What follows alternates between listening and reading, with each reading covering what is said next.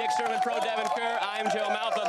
Devin, as these players walk through the red terrace, the same walk we're taking right now in about 10 minutes, it may be signifying a bit of a shift in the power balance in the ACC. College soccer, the foundation of it a couple of years ago, started to become very frequent with international players and in the transfer portal. And it's really hard to argue Mark Harvard, and now at the head coach of NC State, that anybody's been more successful.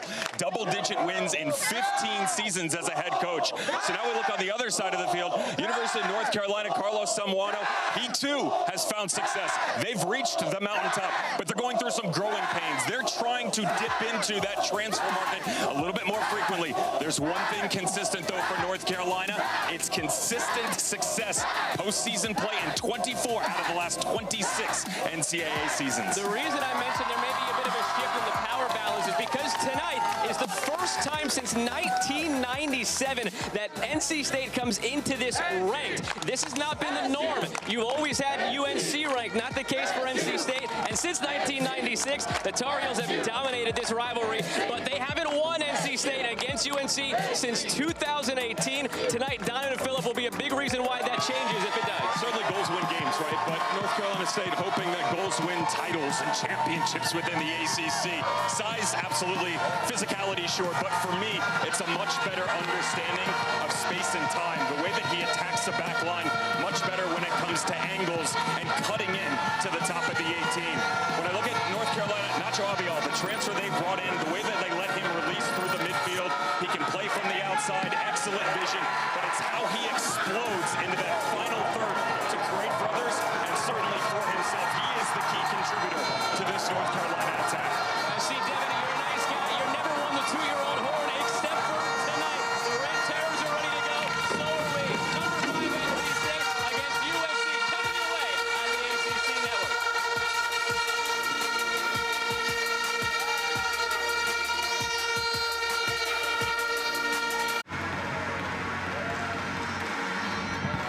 We're ready to get things going here from a packed Dail Soccer Stadium in Raleigh, North Carolina, as number 5 NC State welcomes UNC. Happy to have you with us this evening on the ACC Network with Devin Kerr. I'm Joe Malfa. Let's dive right into it. Starting lineups for number 5 NC State head coach Mark Hubbard. You got to work off this back four who are about control. They like to test you up over the top, go direct at times, but certainly work within the midfield. A lot of their forte, unbalance you specifically.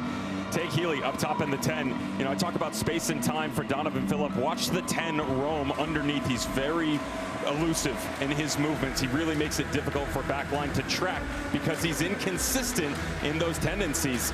For Carlos Zamorano and the Tar Heels, Dylan Krupp, he's got to spearhead this back five. They've got to stay tight.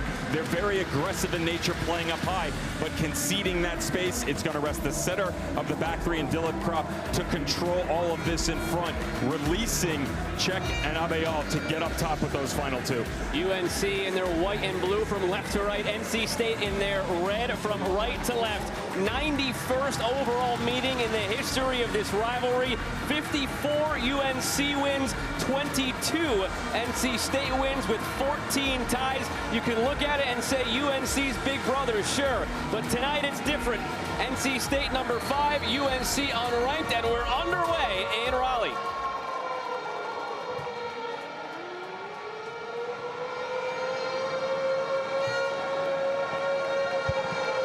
First time since 1997 that this is how we go into this matchup, with NC State ranked, North Carolina unranked. Still receiving votes, UNC.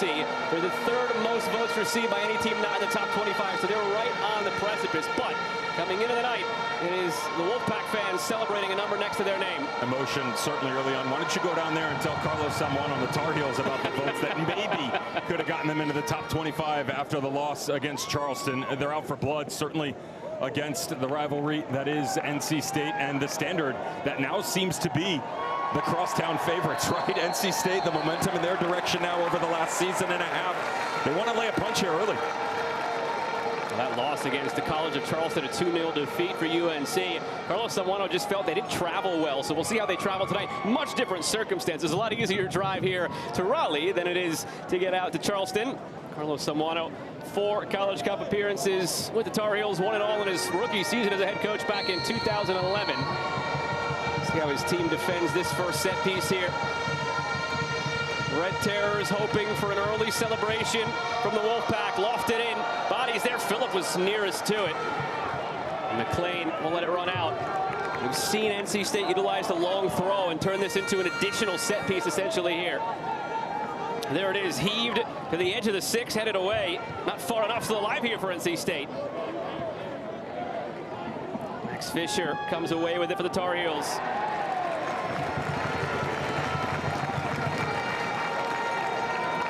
Luka Nikolai there wearing the number 13. One of the big additions for the Tar Heels this year. Top Drawer Soccer preseason watch list number 9. Mac Herman preseason watch list. Transfer from James Madison. One of the top players in the country. Difference maker for the Tar Heels. Another long throw for the Wolfpack. Flicked on. Traffic in front of the keeper. Andrew Cortez comes out and snatches it. Experienced in this rivalry, Cortez, redshirt senior. He's been with the Tar Heels since 2022.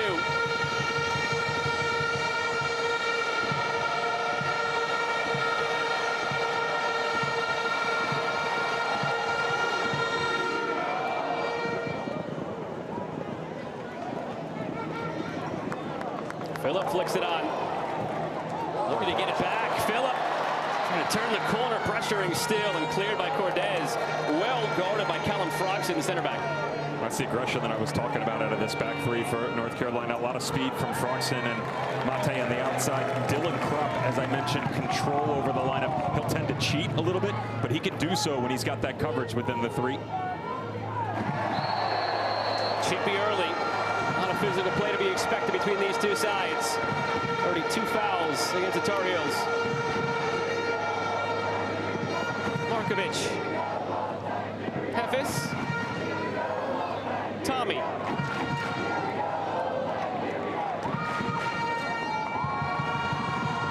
All the way out of play as Frankie DiFrancesco gave a chase. New to the starting lineup tonight for the Wolfpack, Frankie DiFrancesco. They're trying to figure out who that other striker should be alongside Donovan Phillip. DiFrancesco makes his 2nd start of the season tonight from Wayne, New Jersey, DePaul Catholic High School. Transferred in from High Point, DiFrancesco. 4 goals, 3 assists last year as the Big South Freshman of the Year.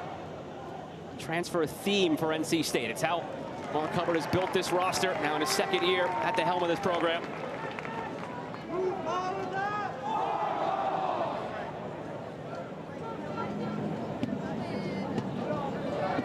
I feel like I'm back in Indianapolis when Peyton Manning was at the helm of the Colts, right? And getting everybody to settle down when down in goal line, just smoothing things out for the local fans. North Carolina steps on the ball and the peanut gallery starts to kick itself back in.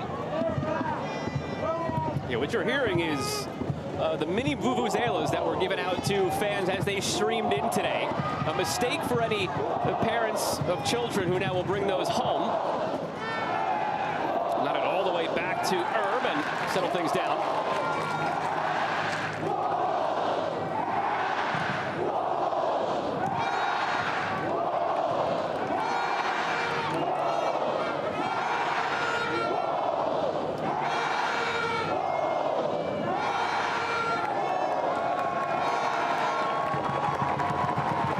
Safe to say these fans are into it, as they always are. They've always been devoted, the Red Terrors here in Raleigh. They just haven't necessarily over the last few years had the program to match it until last year when Mark Hubbard took over. Tommy streaking forward.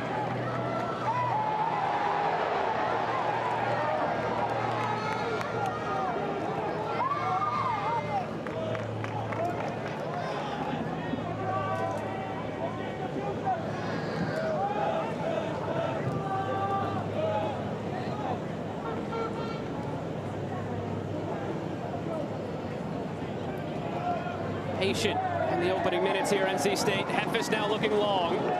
Nobody on the end of it. Will go all the way out.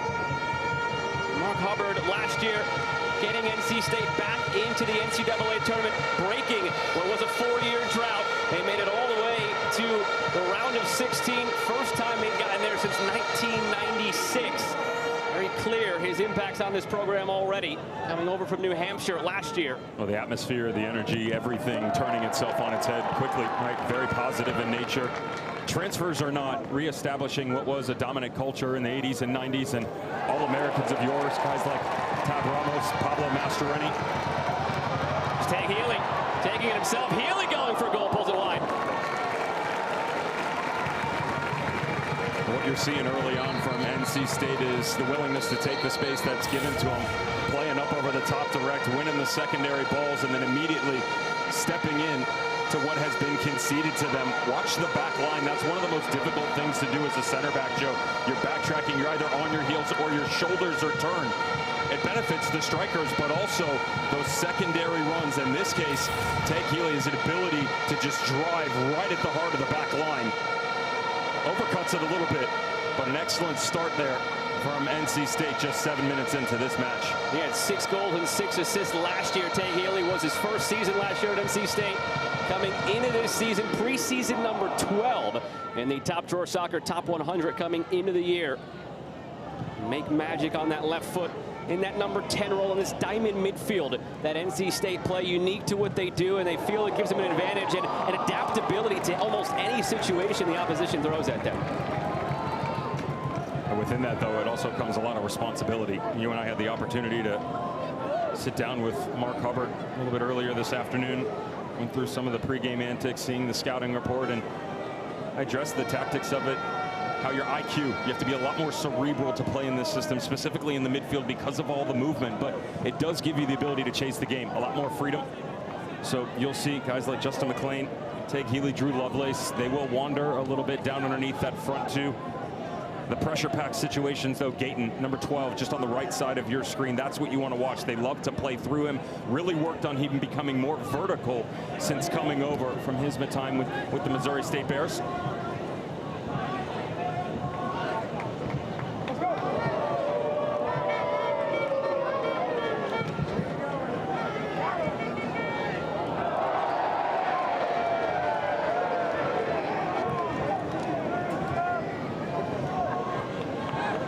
Knocks it away, not far enough.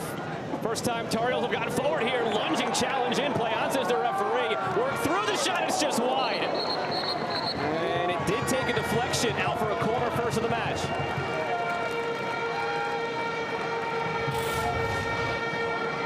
As secondary balls, this is what they're going to try and do over the course of the evening. Allow that midfield 3 to come up high. Again, the 2 is a little bit more about pressure right now. They're trying to work through the relationship, similarly to what you get out of NC State, Joe. But once you set that first level, then it's the second and the third wave. A lot of individuals that have made their way through the transfer portal into the Tar Heels starting lineup, way more so than we've normally seen under the tutelage of Carlos Samuano.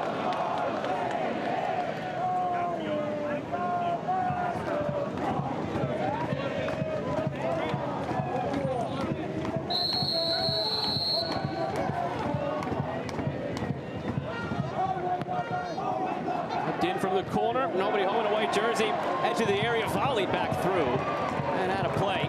So the first foray forward for the Tar Heels amounts to nothing in the end, sends a couple of Red Terrors behind the goal scattering. But that's really the theme for North Carolina, and we chatted with Mark Hubbard about it today. Carlos Samuano's team is experienced. They don't give much, they don't take much, but when the moment's there, they're very opportunistic. Well, it's teams that are built for the NCAA tournament, right? The understanding that you have to be impactful on the finite situations that are presented, created on your own or not. That's a rough turnover. Just like that, given away. Tar Heels looking to make it count, and no, save made by Logan Irvin. Dail tracks it down. Dail, player down there for North Carolina. Play continues in the meantime. And a late whistle to give a free kick here to UNC as Andrew Czech is slow to get up.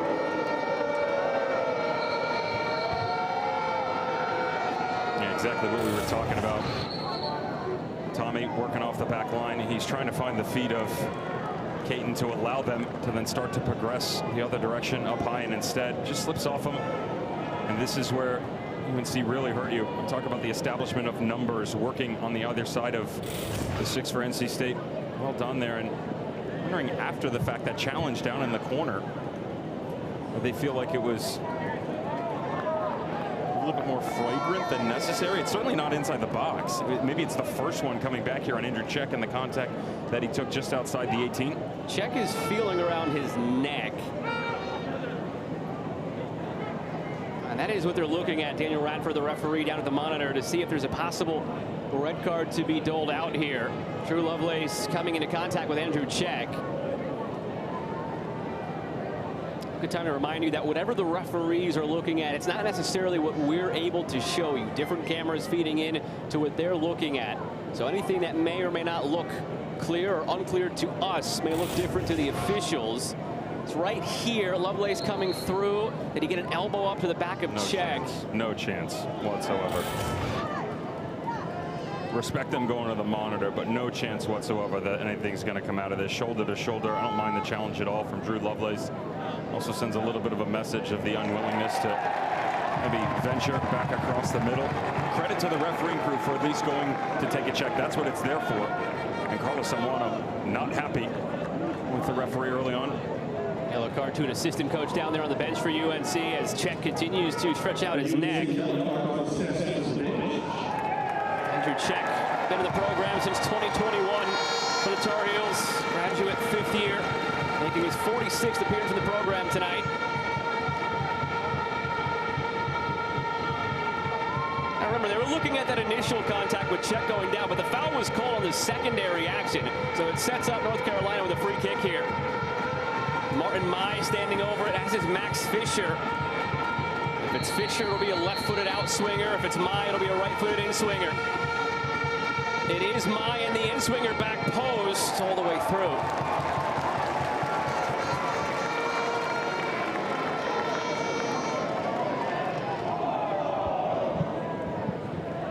We mentioned there were some questions as to who would start as the second striker for NC State alongside Donovan Phillips. Similar conversation on the other side for UNC as far as who would be up there next to Bertil Rygaard Hansen. We figured maybe Javier Hernandez, freshman, has come in and impressed, but it's Martin Mai, a bit more experience tonight in this rivalry setting for Carlos Zamorano. Just some of the growing pains that we talked about in the open, right? Not necessarily as frequent for UNC.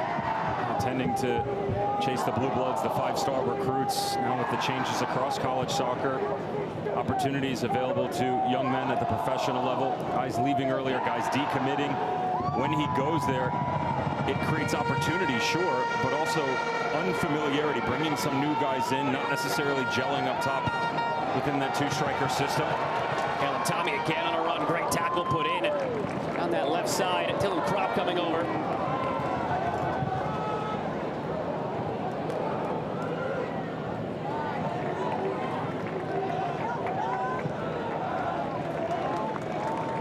Fair to North Carolina in that conversation. Bracken Sarah, the transfer who had come over from San Francisco, really happy with he and Bertil Rygaard Hansen. Opening couple of matches unavailable. Last match unavailable tonight. Don't think it's going to be a long-term thing in terms of his absence, but certainly one of the brighter points that has been up high. And I would say that as you work yourself through this starting 11, 9 forward, they're happy with. It's the front 2 that they're just trying to get into better sequences together. Some of that is certainly repetition. I would also say that just more so as you dive deeper into it, Joe, the understanding of each individual player and what those movements are going to be like. It's one of the most difficult things to predict when you come in. You go to an all-star game, right? You're playing a title game against some of the guys you haven't seen all season. You don't know what it's going to look like. That's exactly what these guys are going through, except they're wearing the same shirt. This is opening night of ACC play around the conference. We saw it kick off this morning at 11 a.m. Eastern time with an upset. Louisville taking down Stanford in that one. Other scores from around the league right now. A top 6 matchup number. It's Pitt and Clemson. Pardon me, top 10 matchup there. Pitt 2, Clemson 2. Virginia and Virginia Tech are 1-1 as well. Keep you updated on happenings around the conference as the night goes along.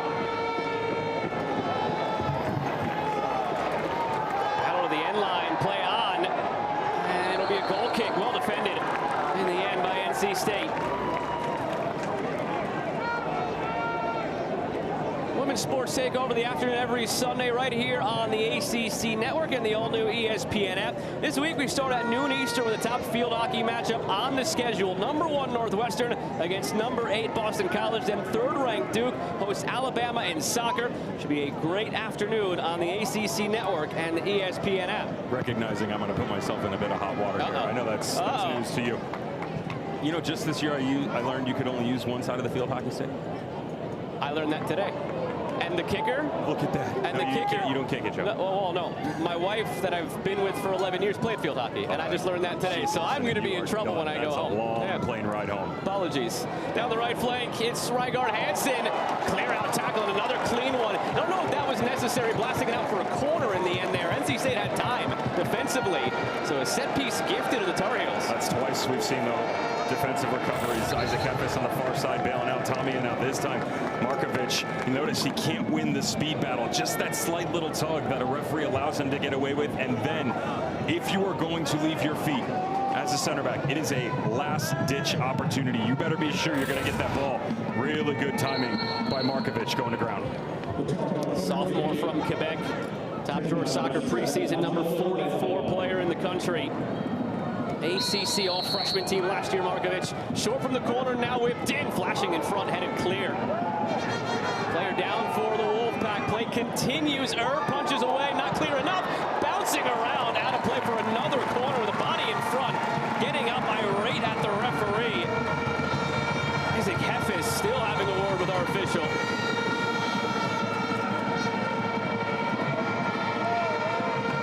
I think his argument is the play is supposed to stop if it's a potential head injury, and I think that's what this was for Heffes. The emotion, though, is what's stepping up here for both teams, to be fair. Riding it high.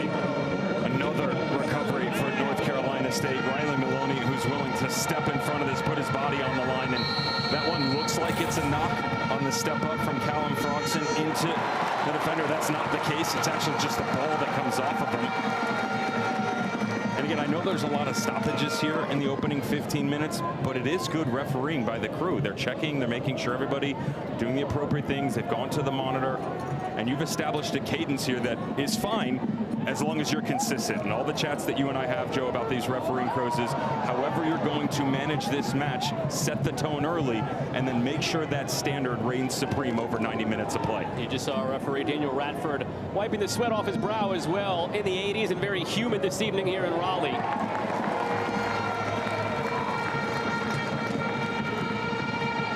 Players probably would have preferred this tomorrow. Cold front coming in after tonight, not supposed to get above 80 degrees in the area for about 4 or 5 days. So maybe the last little push of summer here in Raleigh.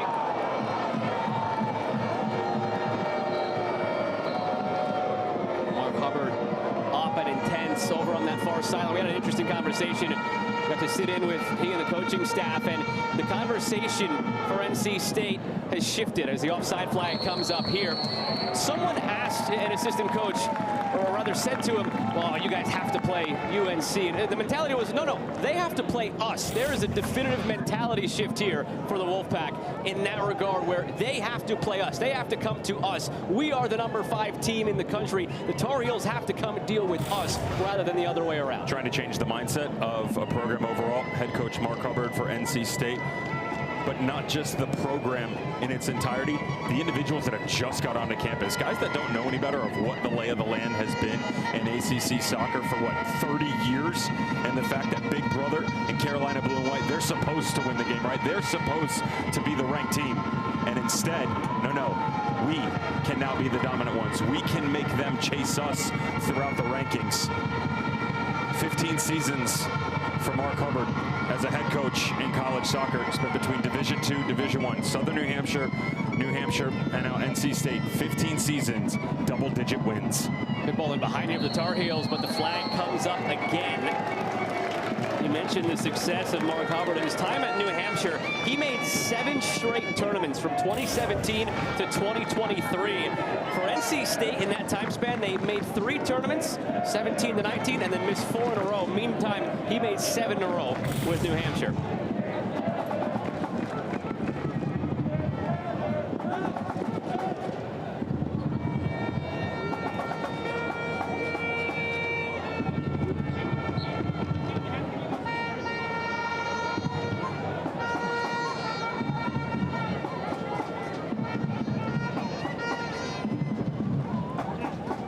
Herb was the starter in the stretch run last year for NC State. It was mostly a timeshare throughout 2024, but down the stretch, he became the guy and enters this season as the unquestioned guy and hasn't allowed a goal through 3 matches. 3 clean sheet victories for NC State to begin 2025.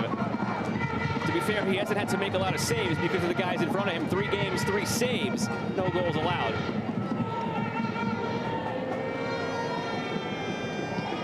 Right on cue, one of the best strikers in form anyway in the country, and Donovan Phillip for NC State working back down in deep defensively. It's part of the systematic success that Mark Hubbard has put into place here.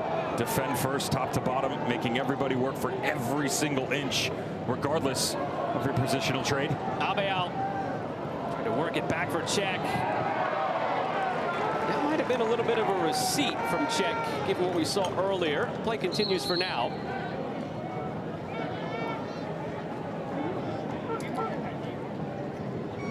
A couple of changes coming on here for NC State. A quick breather for DiFrancesco and McLean. Aiden Payne enters into the midfield.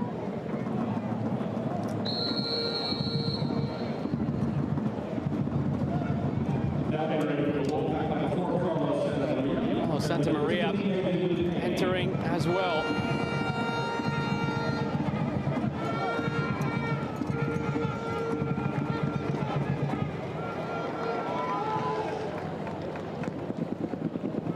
Phillip chasing.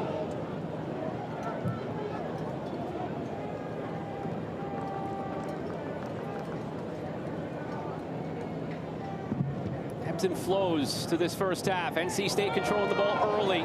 UNC controlling it lately, and a free kick coming.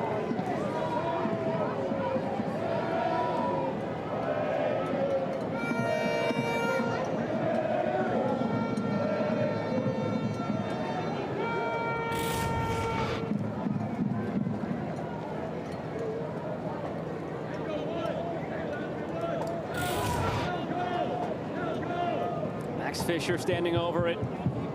Transfer from Gardner-Webb, first year at UNC. Long busting run from him up and down that left side. Free kick dropped in, back post, kept alive. Erb fighting through traffic, punches away. Play on, says the referee. NC State felt there should have been a foul called as Erb was impeded. He does not look happy. No chance. 10 yards out, 4 outside the top of the 6th. The level of protection you're going to get as a goalkeeper from the refereeing crew is certainly going to diminish. Again, that's fair. Arms out from the side there from center back Callum Frogson from North Carolina. You can put a body on him. I think what's more so concerning is 3 separate times now we've seen that long ball to the back post. This is something they talk about. It's a staple of University of North Carolina from restarts, how they want to hit that long diagonal, allow a tall frame like a Jack Sandmeyer in that holding midfielder position to run up underneath, redirect it back across. Should focus more on those individual matchups and eliminate that threat. Taken by Lovelace. Markovic. Tyler Caton, transfer from Missouri State, not on the same page there.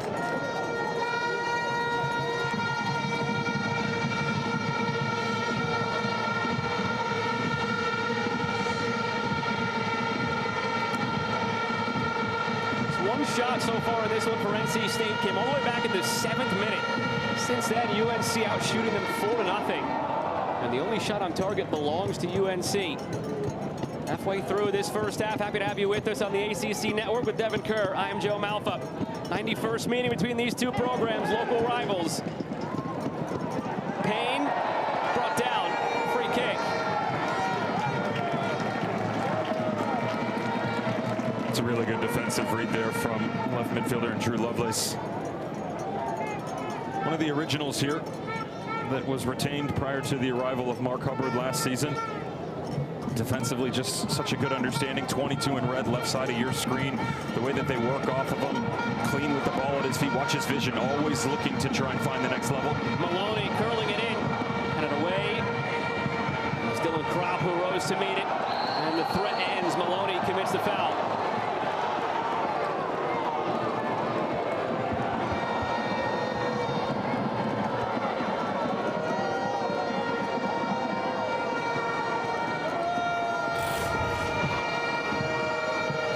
Frustration on the backside here for Riley Maloney from NC State recognizes first touch, gets away from him. Great job by Nikolaev establishing that dominant position in front, and sometimes it's okay to take that little nudge, go down, sort of hit the reset button here for UNC. Again, you see them playing very direct. One thing they haven't really been able to do is establish a rhythm with 7, Nacho Abial. They like to rotate him to that left side, join the attack, but there's way too much space between the chasing Martin Mai in 26 on the right side of your screen. Rygaard Hansen, 19. That's a gap that head coach Carlos Semon is looking to close. A lot of times 15, 20, 30 yards between his 2 strikers. It makes it a lot more difficult in sync-up play, which is where Abial starts to thrive. And that one piece next to Rygaard Hansen is the key to it. If it's Martin Mai, do you want to rotate a Javier Hernandez in? Again, these are the reps that you have to go to figure out exactly which relationships work best as you work through the early portion of the season. Lovelace not on the same page as Donovan Phillip. Quick transition the other way, perhaps. Too much on that. Herb clears. Goalkeeper to goalkeeper as Cortez catches.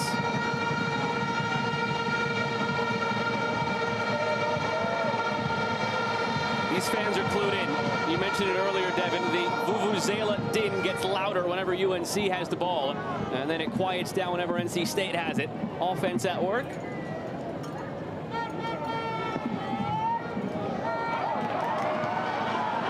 Phillip, their leading man in the attack. Donovan Phillip going for goal save. Rebound in. Aiden Payne has the lights do their dance, leading 1-0. But an offside flag comes up. Let's wait a minute.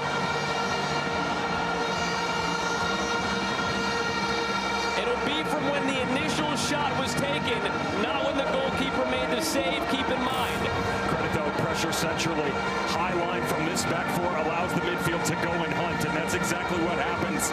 Santa Maria off the step back through. Now you've got your 10 forward facing in Tank Healy. That allows him all that space that I talked about early on to release up into. What does that do? More pressure on the back line. The ability for Donovan Phillip to then challenge at an angle, an area that he has really started to thrive in after becoming the USL 2 Player of the Year.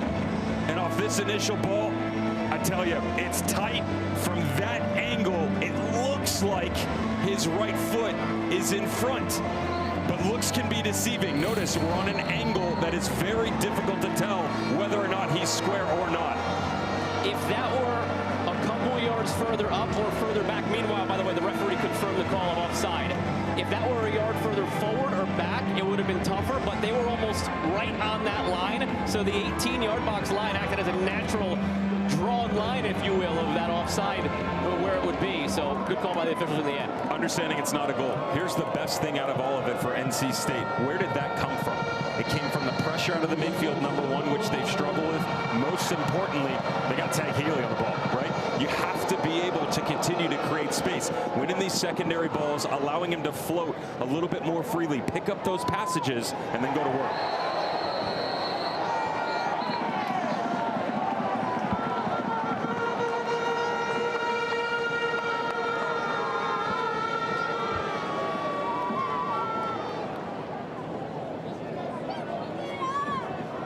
Yellow card in hand. Who's this going to be once the players get up? Looks like it's Jack Sandmeyer will be on the receiving end of it as the players get to their feet.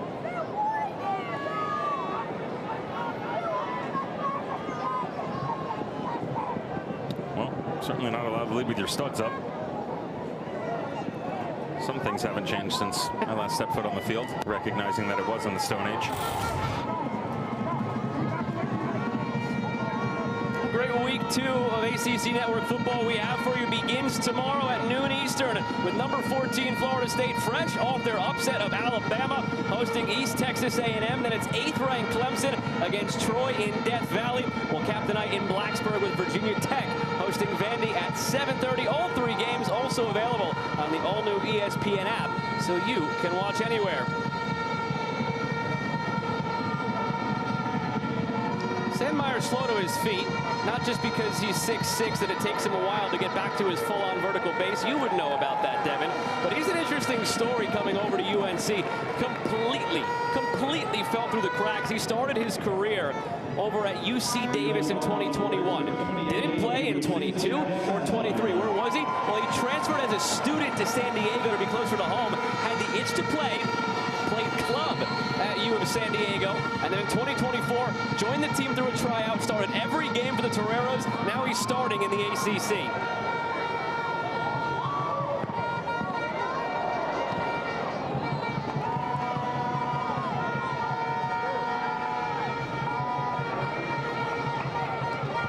Smoke still hazy over the field after the supporters split it off after what they thought was the opening goal for Aiden Payne moments ago. Still scoreless, under 20 to go in this first half. Here they go again. Donovan Phillip trying to barrel his way through. The whistle for a handball in the build-up against the Wolfpack.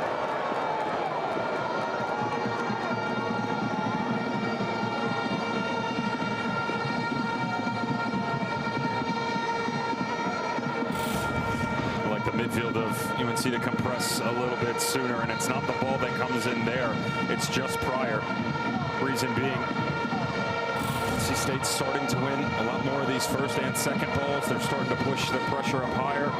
It does bode well for North Carolina and the space that's going to be conceded. The problem is there's not enough effort, and they're having to make too many recovery runs to try and remove these attacks that are coming forward. It's just about communication, right? Condensing those lines a little bit quicker. Again, you and I going through the tactical session earlier with Mark Hubbard and NC State. Very clear that if they were going to play direct, if they were going to try and win a second ball, they couldn't have large gaps in the separation in these three units. Last 10 minutes, much better. It was a slow start to this game that has slowly devolved and become a bit more chaotic the last 10 minutes. Does that favor either side, or would they both rather get to a more controlled base? For me, it favors North Carolina, just because of the transitional attacks. And it's not that NC State can't do that. It's that with all that space that gets stretched when the games open up, that doesn't favor them. Also, there's a ton of speed on the width and up high for North Carolina. So if the game goes a little bit awry, the craziness starts to ensue. That certainly favors the Tar Heels.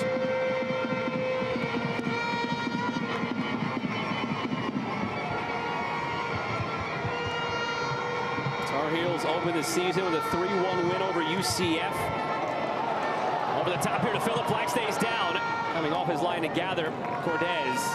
After that, they win 2-1 over Seattle, 2-0 over Evansville.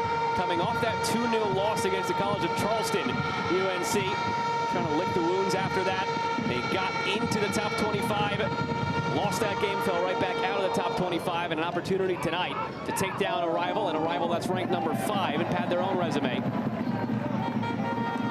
That was very poignant, that man right there, head coach of North Carolina, Carlos Samono, saying, we're not going to drop our heads too much. We're also not going to keep our heads very high about the success, or what you want to call it, prior to it. Very even-keeled, grounded for this new group to try and continue to put in the process that is building blocks of a foundation, creating relationships. With relationships comes success. Right now, to achieve that, they need an identity, and that identity is set on the back line that is pretty tight-knit in nature. A lot of speed at the wing-back spots, a midfield three that's aggressive, just lacking a little bit of connection with that front two and the way that they wander away from the other 9 players. Luka Nikolai continues his run, gets it back. Nikolai, Sandmeyer. They'll try Max Fisher on the opposite side. Fisher gets an elbow up in the face of Santa Maria.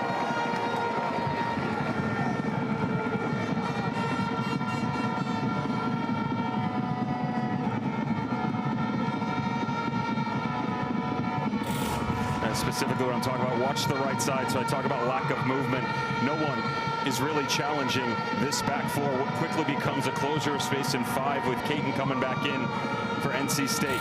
You have to be willing to change the narrative. Give it depth, give it speed, but make it difficult. When you just stand there on a shoulder of a center back, that's very simplistic for a defender to say, no problem, my mark's right here. All of the movement can start to cause chaos which then leads to disruption, and it benefits North Carolina moving forward. Tar Heels set to make 3 changes, getting their final instructions before they come on. Mate tries to clear. Wolfpack win it back in the middle. Lovelace feeds it along. Great touch. Maloney. Riley Maloney impeded. Free kick and a very good shooting spot. Yellow card coming as well for Callum Froxson.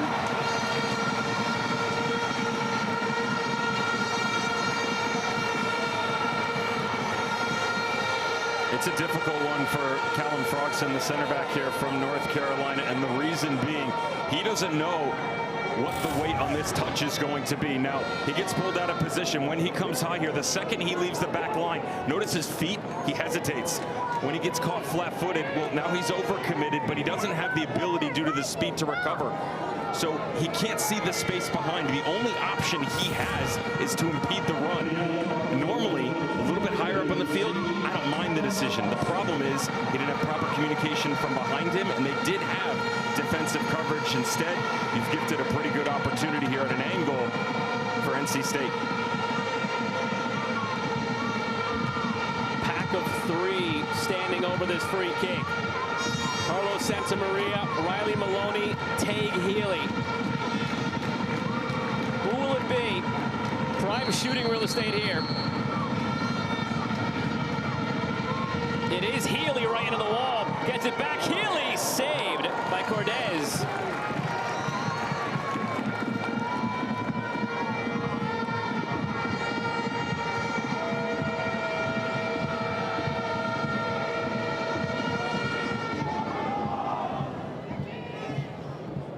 Sandmeyer on a yellow, has to be careful here defensively. You see him pull up a bit as Santamaria ushers it out for a UNC throw. And here come the 3 changes for the Tar Heels.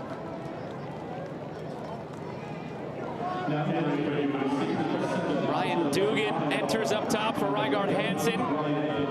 Freshman who's gotten off to a good start. Lucas Ross as well for Martin Mai. 2 changes up top. Perhaps going back to that lack of movement you were mentioning, Devin, seeing if those guys can bring something new. And Parker O'Farrell in for Max Fisher.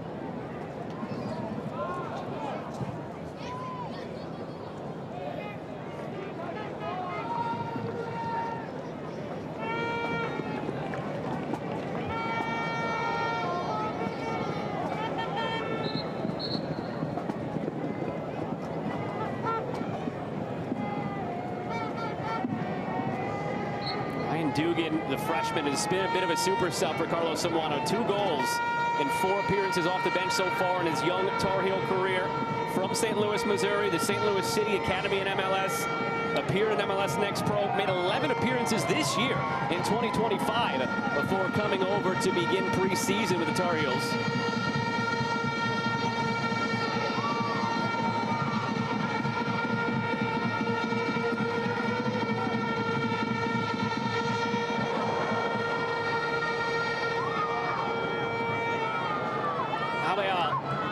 Haven't called his name much.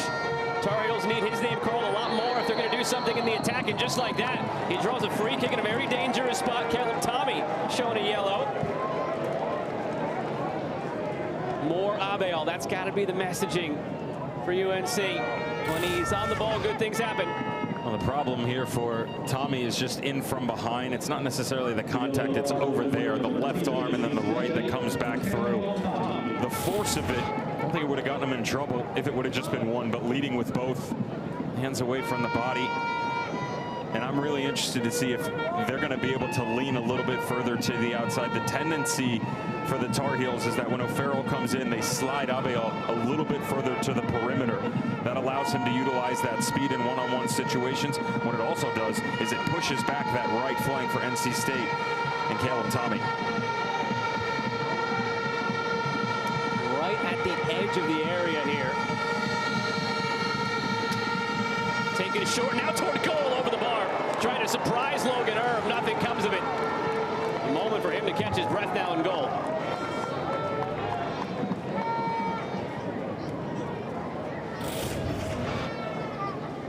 Certainly 11 goals in 49 appearances at SIU Edwardsville.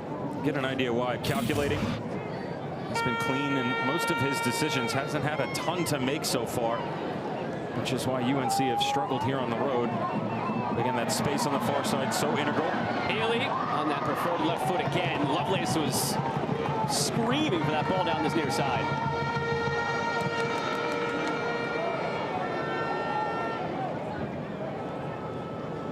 Hey, Peppery, NC State lead Division I in average shots per game. It took a while for them to finally burst the pipes with all the pressure they were putting on last game in the 2-1 win over FIU. They didn't score until the 75th minute, then scored twice in 2 minutes. They outshot FIU 27-3 on the night.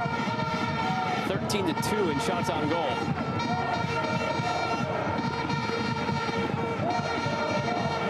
Luka Nikolai splitting it through. Abel. Nacho Abel cutting in, laying it off. Chance toward goal here, deflected into the arms of Erb, but there's your first look at Dugan getting in the mix.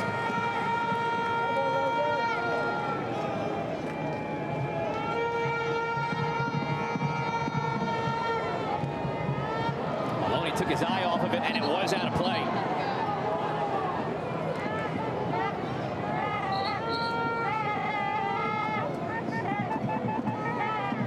Tomorrow morning, the ACC Auto Crew will be in Durham to get you ready for another full day of football with a 2-hour pregame show. We'll have game previews along with expert analysis and featured stories right here on the ACC Network and the all-new ESPN app.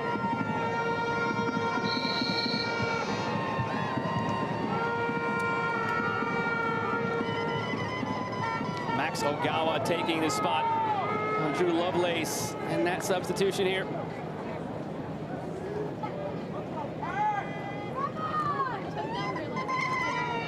Another transfer. He comes over from Spain, from Sydney, Australia originally. Spent 4 years at university in Spain. Got to appear in Copa del Rey, actually, and in a game against Osasuna, a top-flight team in La Liga. He comes in with experience.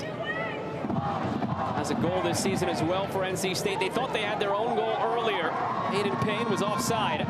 There's Ogawa leaving it.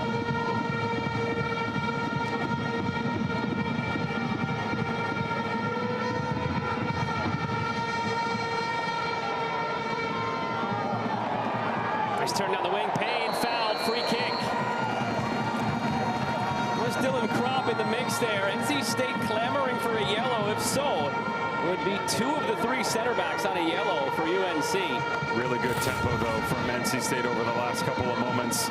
The willingness to play quickly off the throw, and we saw the restart here as well. Not allow North Carolina to set their defensive shape, instead become very reactionary in nature. Smart decision-making and good vision to understand how rapidly they can step through. Mate on the foul. Lenient, the referee, no yellow that time. 9 and counting to go in this first half. Maloney standing over it with Caton. It is Caton popping out here. Ogawa flashes it over the bar. Something off the training ground. Didn't miss by much. Good look for the Wolfpack. Like the idea, though, here from NC State. All the bodies that were inside the box compresses the defensive structure of UNC, and then what that does is it's allowing all the space atop the 18 to open up. It's difficult as a player to cut back to it and then redirect across the body. That's one of the great things you get out of these midfield players. Ogawa in right now, Santa Maria, Healy, is their flexibility within those 3, but also they're shapeshifters. You know, they have the ability to make something out of nothing in these tiny little windows. I'd like to see a little bit more aggression out of them, to be honest. It'll free up space for Healy, and also it'll start to push these center back pairings a little bit further apart. Like, puts more pressure on them, because you're going to have to more closely mark the 2 up high than what is currently Donovan Phillip and Aiden Payne. Let these ball winners and craftsmen down underneath go to work more frequently. Donovan Phillip hasn't been involved a ton, but when he was, it was the near goal for NC State. They started the celebration. The rebound put in by Aiden Payne. 4 goals in 3 games so far for Donovan Phillip.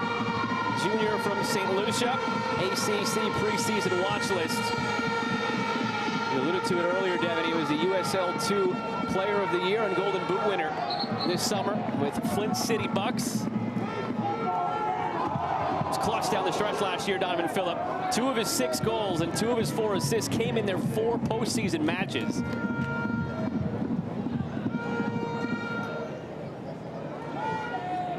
Again, his work rate off the ball, getting him into more appropriate spaces, allowing the angles to set itself up better, is certainly the #1 thing that I've taken notice in the change from Donovan Phillip from last year to this year. Also, he's much more consistent in his performances. He used to fade in and out when the ball wasn't coming his way, when he was getting rattled off the ball. That's not the case. 7 minutes to go here in the first half. He's still working. He's still trying to get pressure on that back line. He's coming down underneath. He's doing everything he can as an individual. This is more so about that structure in the midfield and allowing them to be more creative with the changes I mentioned to let him be free and chase the game. He was the 62nd overall pick in the MLS draft this past year, decided to come back to school. And he has some shoes to fill. His partner up top last year, Akeem Karamoko, was a top 10 pick in the MLS draft this past year by DC United. Phillip comes back. He picked up where he left off, but doing so, pardon the pun, as the lone wolf up top so far this year, and trying to find a partner with him. How many times did you write that down in your hotel room by yourself? Long throw comes in again. They haven't gotten that flick on they're looking for, not yet at least. Ball bouncing around, still though in front. Phillip is there, still loose for Ogawa, and it's out for a goal kick.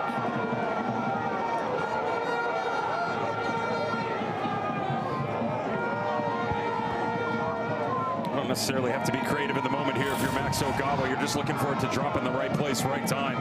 But that's exactly where Emmanuel Mate is atop. 5, the step through, that is in the back of the net. If not for the left-sided center back, the freshman, playing a little bit out of position. Mate, he's right-footed. Your body turns a different way. But quality understanding from the youngster of exactly where to be. Contact there, referee says play on. Phillip slow to get back to his feet. Sandmeyer knocks it down. Looking ahead to Lucas Ross, intercepted by Callum Tommy. 5 to go in this first half. Phillip.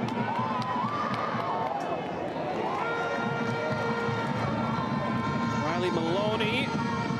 I telegraphed that one, looking for Healy centrally. Well read by Sandmeyer. Ogawa, what a clean. Referee right on top of it. Maloney brought down. Sandmeyer involved again. Again, he's on a yellow. Got to be careful here. The foul itself, but also the reaction.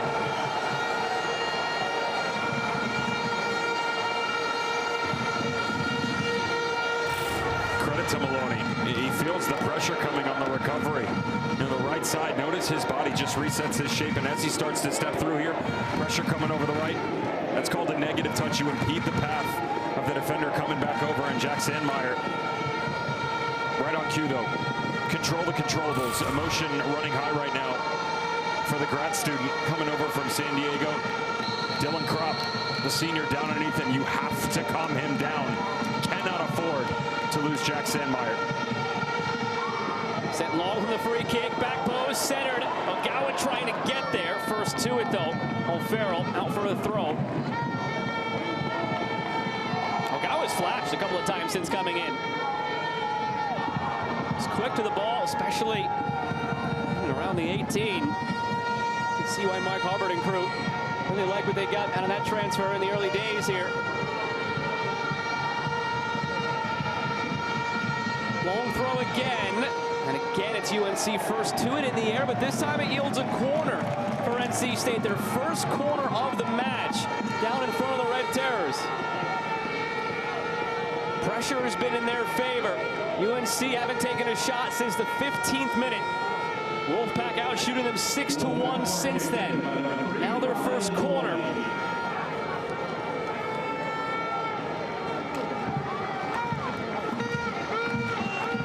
Swinger coming from Maloney, moves the photographer out of the way.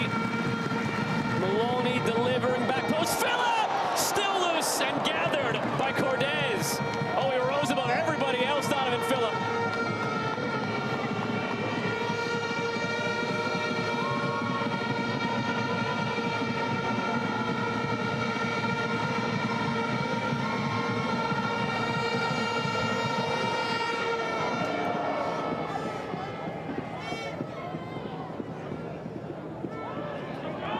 Healy.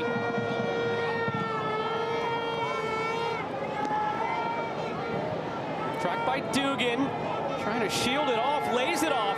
Chance of the Tar Heels here against what has been one-sided play in favor of the Wolfpack. Still alive here, edge of the area. Into the box now. Check. And line. Out for a corner. Fourth corner for UNC. Under 2 to play in this first half.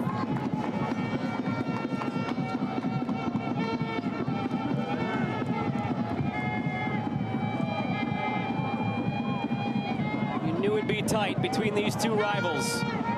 Throw the ranking aspect out of it. Early in the season, the rankings at this point are still more of a reflection of what happened at the end of last year than what's happened so far at the beginning of this year. NC State working their way up from 14 to 5. UNC right now receiving votes number 28. These two rivals deadlocked at zeros. Corner whipped in. And a wasteful moment for the Tar Heels.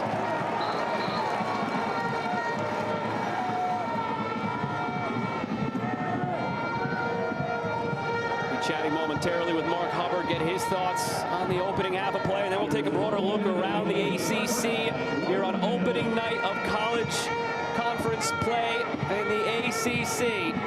Clemson up 3-2 near the end on Pitt. Virginia Tech up 2-1 near the hour mark on Virginia. The other two big games going on right now. Earlier, Louisville beat Stanford 1-0. That game took place at 11 a.m. Some non-conference games going on as well. Duke and Georgetown scoreless. Wake Forest up 3-0 on Lipscomb.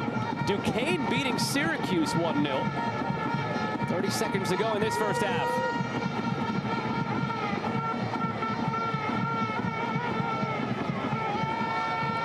Healy wins it. Healy cutting back to his left, brought down, cleared. That might do it for this first half. Countdown begins at 10 in Stadium. One last effort maybe for Riley Maloney to get it forward. It's deflected. We'll go to the break 0-0 between the Tar Heels and the Wolfpack in this rivalry.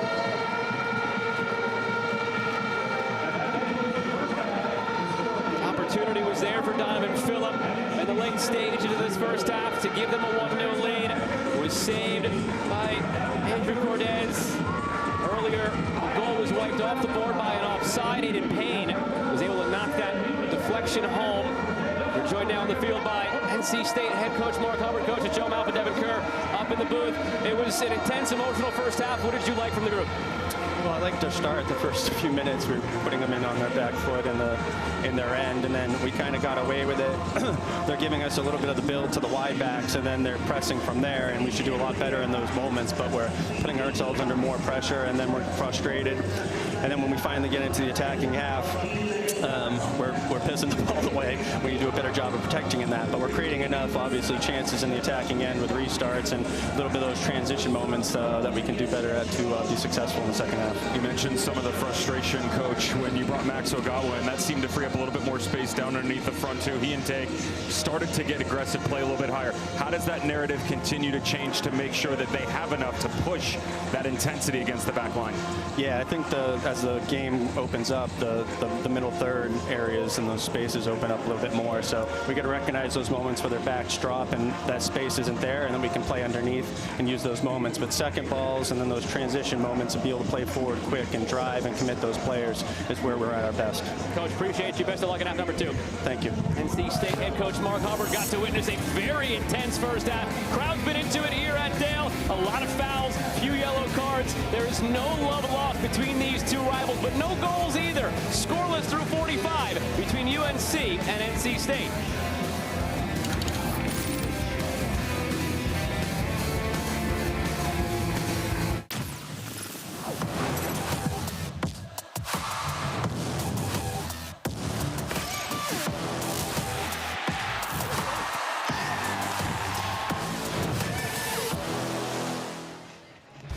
moments away from the start of half number 2 between NC State and UNC. Scoreless through 45 minutes in front of what could be, we're waiting on official word, a record crowd here at Dail Soccer Stadium. It has certainly been loud between the voices and the vuvuzelas. Happy to have you with us here on the ACC Network. Welcome high above Dail Soccer Field with Devin Kerr. I'm Joe Malfa. Devin, that first half was what you wanted. It was intense. There were a lot of fouls. There were scuffles. There were moments attacking-wise for both teams at both ends of the field. It felt like a rivalry game. Felt like it should be a rivalry game, to be very, very clear. And two teams that are searching for a little bit further development within their identities.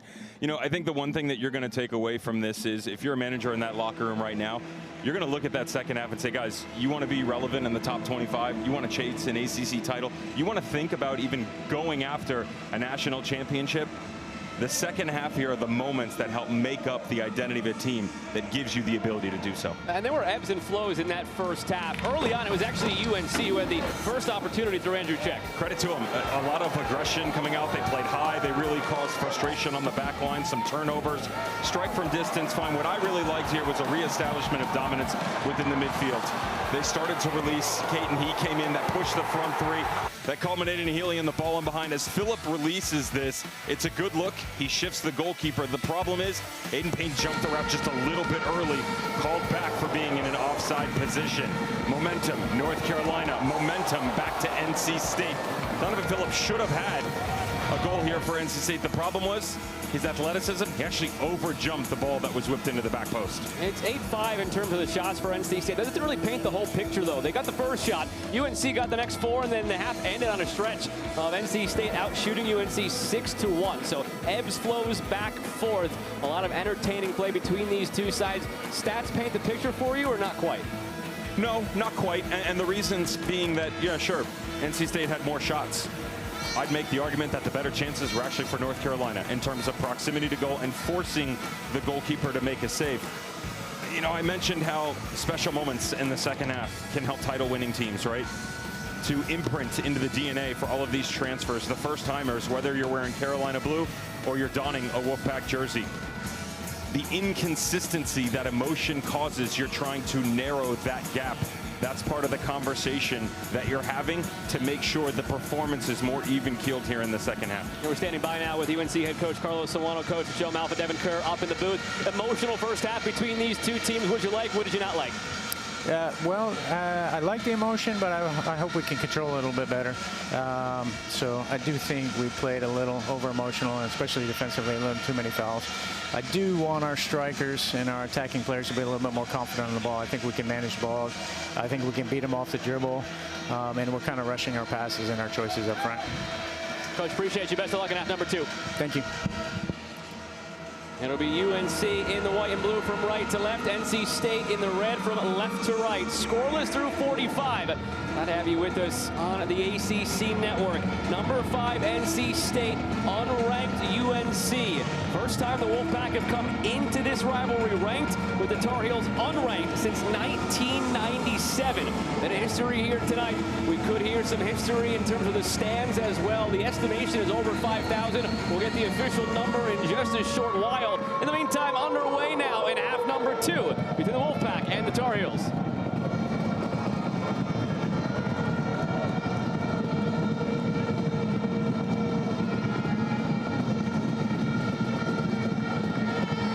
As we walked you around the ACC there at halftime, a final to report. Clemson did hold on, a 3-2 victory over Pitt. So another big top 10 win for the Tigers, who look dangerous to begin this season. 7 of the top 15 in the rankings this week at the latest update for ACC teams. That, of course, includes NC State here tonight. Elsewhere, Virginia Tech up 2-1 on Virginia in that rivalry with just over 25 minutes remaining. And again, earlier today, it was Louisville downing Stanford 1-0.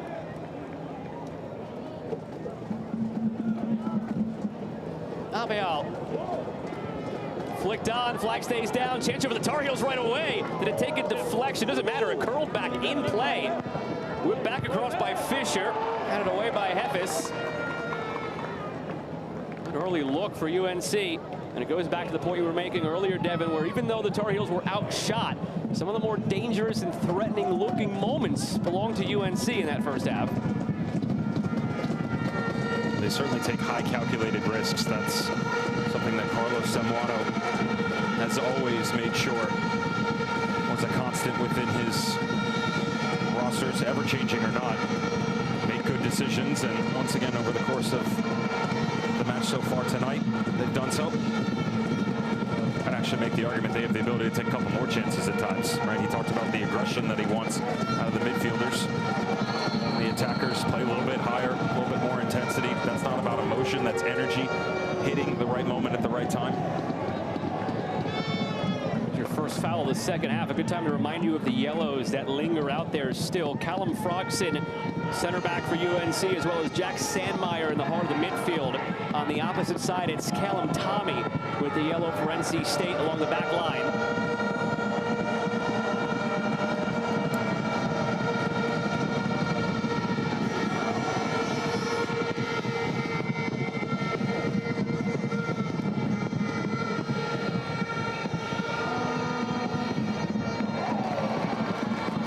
I teased it a moment ago. They were waiting on the official count of the fans. 5,083 here tonight. It shatters the previous record of 3,972 by over 1,000 more inside of Dail Soccer Stadium.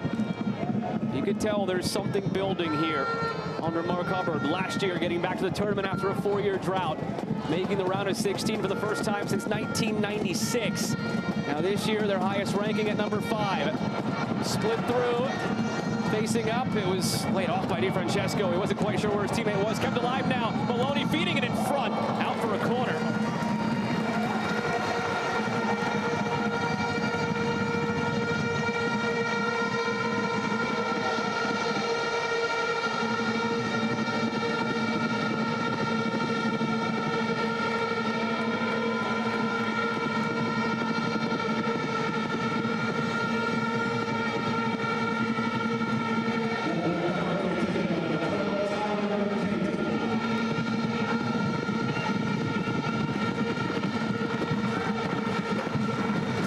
Will take, directing traffic. Caton flashing, it's Healy, blocked. Take Healy floating it. UNC trying to work it clear, given away in front, saved by Cortez, robbing Aiden Payne.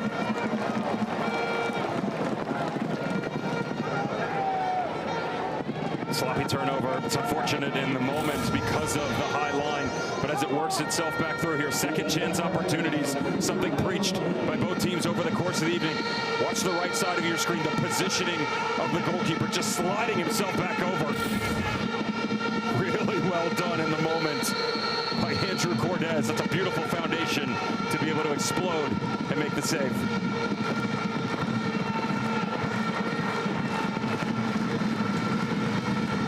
Corner whipped in, headed clear by UNC. Kept alive by Santa Maria. The referee tried to play advantage initially, brings it back, shows the yellow. Aiden Payne in the book.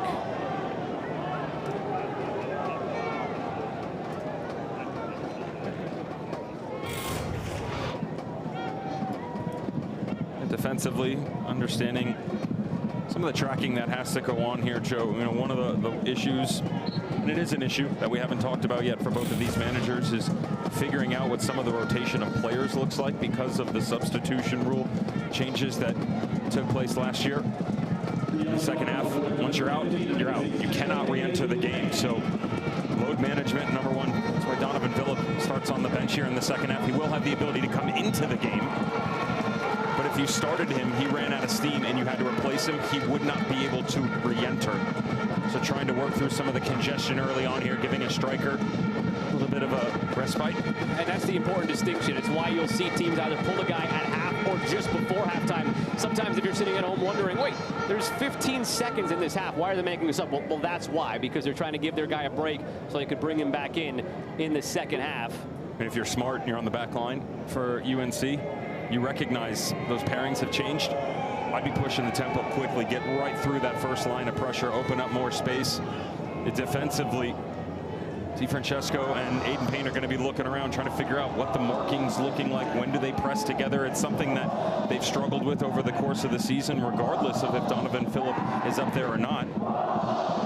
It's allowing, if you challenge that idea, to give you a little bit more comfort on the ball for UNC. Same conversation, by the way, for NC State.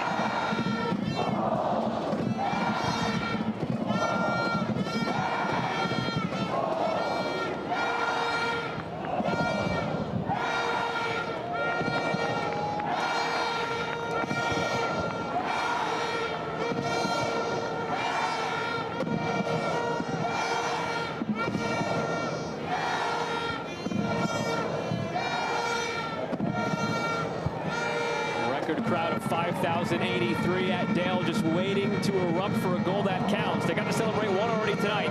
It was negated by offside. Floated over the top here. Flag stays down. Chasing is Martin Mai.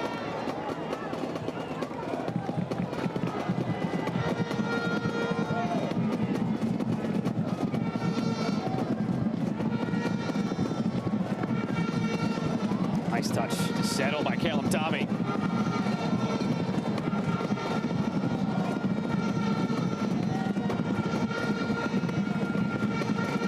It's never too early to remind you that every point matters in the ACC, because last year on decision day, Carlos Simwano looking on, his side fell victim to a very cramped table up near the top. With a win against then winless last place Boston College, they could have clinched the 2 seed. Instead they lose and they fall to 6, and they get upset in the opening round by Cal. Every point matters. So even on a night like this, if you're UNC on the road, you'll take a tie. I know maybe that's not a conversation that goes a long way in terms of the rivalry here. You want to beat them every time. But given the nature of this conference and how important positioning and seeding will be come the end, every point counts. A night like this on the road for UNC, especially coming off of a loss against the College of Charleston, a draw tonight would feel almost like a stabilizing victory. If you get all 3 points, that's a cherry on top. Pressure will mount more on NC State as this game goes on, especially with the number 5 next to their name.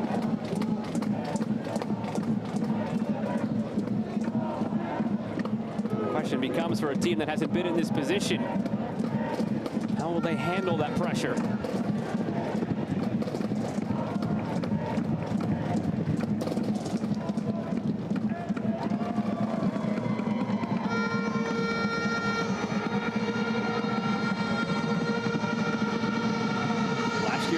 Chapel Hill, 2-0 to the Tar Heels. Nice touch. Dail tries to get by Santa Maria. It's great defensive pressure, though.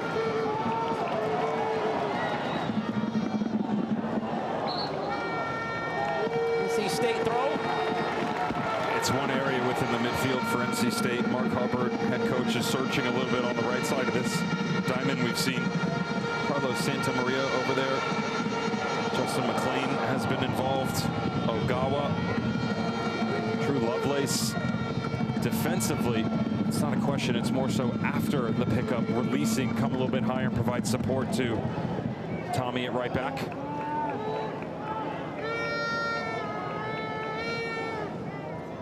Wide to Maloney.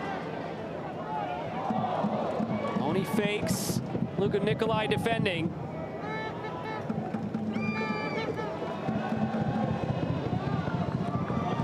Taken away by Sandmeyer. Looking long, Jack Sandmeyer.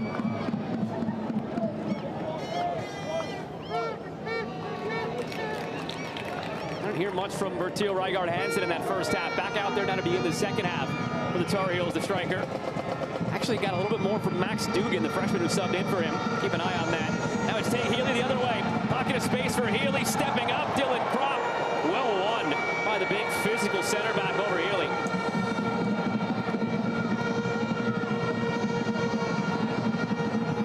Chase to the corner. Foot race won by Heffis. He's fouled. The second half picked up right where the first half left off. There's no easing back into things. First ball, though, that bypasses the real congested midfield and then loaded the head. Shoulders square, allows Tay Healy to start to drive at this back line. Excellent defending, though. Transfer Dylan Kropp as he comes high. His feet don't get flat. Instead, opens up his hips to allow him to step into the space. Perfect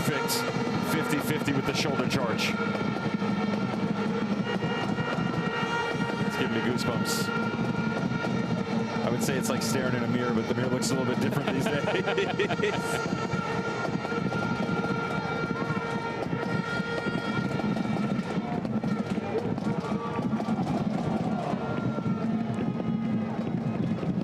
Utilize this long throw all night long at NC State. A couple of times it's caused some chaos. It went short though this time. Quickly taken into play for Payne. Drop back to Santa Maria. He delivers. Payne pressuring. Santa Maria wins it back. Take Healy now, feeding it across. Chance for Maloney, and it's defended well.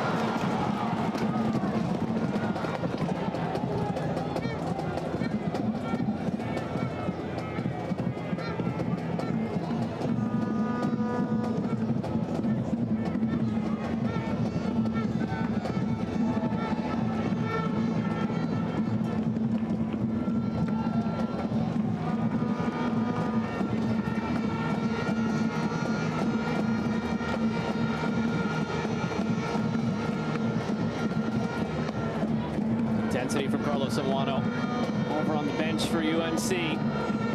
Neither of these coaches in our conversations with them shied away from what this game meant. The rivalry, the situation at stake in terms of NC State ranked, UNC unranked. A nice move to the end line. Opportunity brewing here for the Tar Heels. Flashed in front, check was there, knocked away. Settled, fed to Fisher. Max Fisher works it back. Santa Maria comes away with it. Actually steered further into the conversation, saying that we want this, that this is what this program should be all about. The pressure is a privilege. We want the ranking next to our name. We want these games to mean something. We want to set record crowds here for these fans. He's getting what he asked for tonight. Will he get a win for his team in the process is a different question.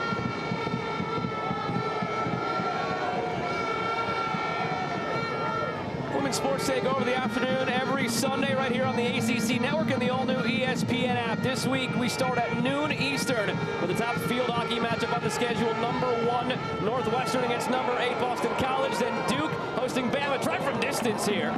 Goes wide. Catch that action in women's soccer Sunday 1:30. #3 Duke taking on Bama. That comes out of another giveaway out of the back by NC State. North Carolina have pounced in a couple of those moments tonight, Devin. So that they don't give up much, they don't create much either, but they're always defensively sound to be able to step into a right place, right time situation. Well, Mark Hubbard, though, he said at halftime, we're just giving the ball away. All you have to do is just clean up your own decision making. You talk about setting a standard of success that changes. That's training. It's your mentality heading into a class every single day. The little moments, how much they matter. I've seen a lot of those little moments go by the wayside that they're very fortunate they haven't allowed UNC to take advantage of. I suppose it could be all of the above, but do you chalk that up to nerves? Do you chalk it up to NC State still being a team that's meshing with all the faces that have been brought in? Is it all the above? I'd say it's encompassing of all. Still very early on in the season. Who's going to be the leader in the moment? So many fresh faces. Goal scoring, one thing. The defensive stops, another. Pressure-packed, emotional situations. Who's the cool head that's going to guide us through that? You're still trying to figure those things out, especially with the two schools incorporating so many transfers into these groups. Again, it's very common across the landscape of college soccer now. The Blue Bloods, five-star recruits, more frequent and available pathway, we'll say, to the professional ranks. Well, within that, space here, free release from midfield. Taking the whole way in by Dail, cutting inside, defended by Markovic. It's clean. He comes away with it.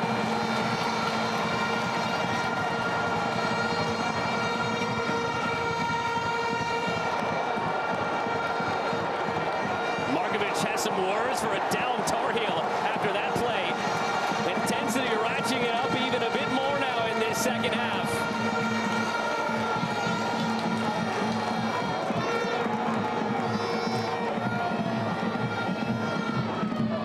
To go, given away. Aaron pass by Caton. Maloney couldn't recover.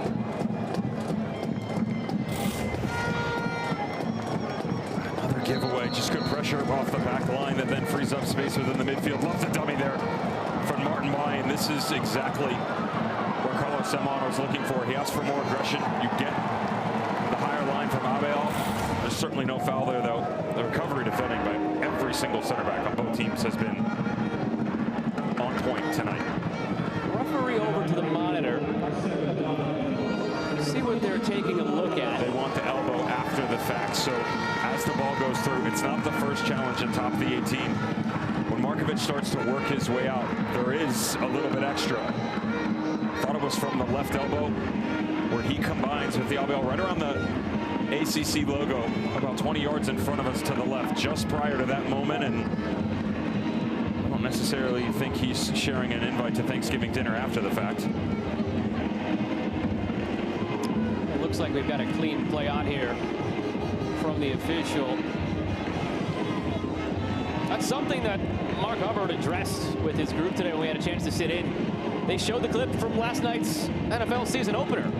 Player on the Eagles spitting on player on the Cowboys and being ejected before a snap was even taken in that game. And they said, look, it's always the retaliation that gets caught. Keep your cool. You're going to be provoked in a rivalry game.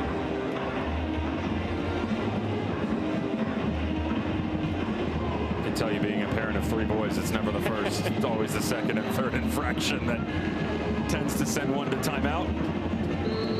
Spent some time there myself during that collegiate career. Made friends with a lot of really nice referees. I was just going to say, being an older brother, I've been on the wrong end of that too many times.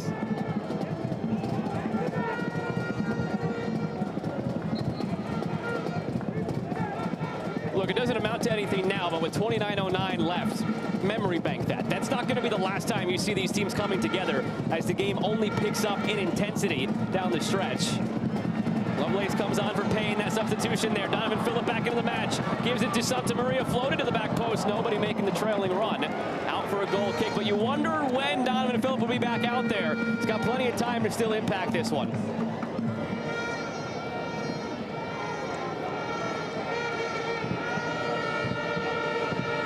Aiden Payne certainly left his mark on this game. A goal that he thought was negated by offside. Another moment gifted to him by UNC. Great save made by Andrew Cortez in his second half. Now replaced by Lovelace.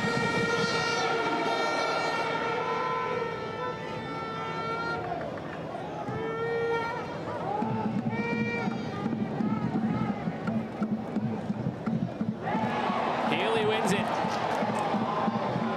Healy battling Dail. Chips it through. Phillip stays onside. Donovan Phillip centering. Mate clears.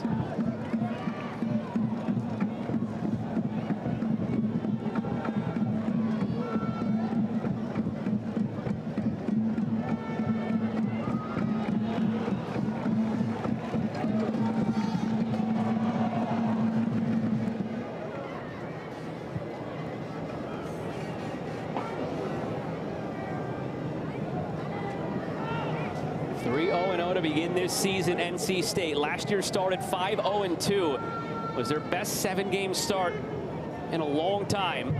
Finished the season with double-digit wins. It's the first time they've done that since 2018.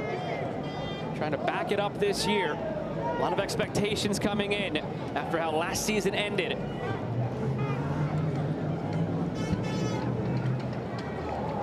Give and go, space for Tommy. Close down. Mate wins it. A teammate goes down. Max Fisher went down non-contact after that play. No obligation to play it out. NC State. Fisher gets back to his feet. He's still hobbling. He's holding that left hamstring.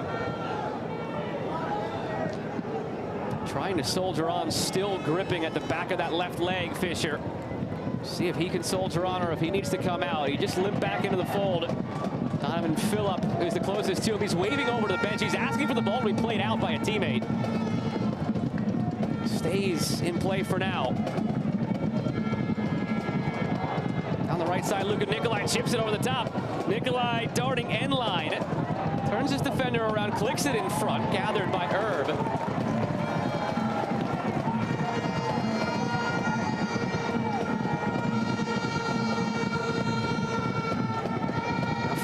Gesturing again to the sideline. Goes down. He was fighting it as hard as he could, but he seemed to know as soon as he initially went down that something was up. The yellow was shown to Logan Erb, goalkeeper of NC State, in the aftermath of all of that.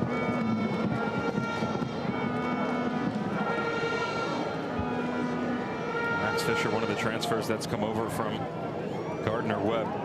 The Tranmere Rovers youth player, all Big South freshman team, all Big South last year in 2024. Thought it was when he stretched and pushed through. Yeah. Just behind the screen on the left-hand side as he follows through. Watch him pull up out of it. And sometimes as a player, you just know. You can feel your body. You're so used to exactly what the high-tuned machine is supposed to feel like, and really like what they've gotten out of him too. Max Fisher at that wing-back position. He and Luka Nikolai. No question that they are sharping into the team sheet. Speed and their ability to stretch the game. Good vision.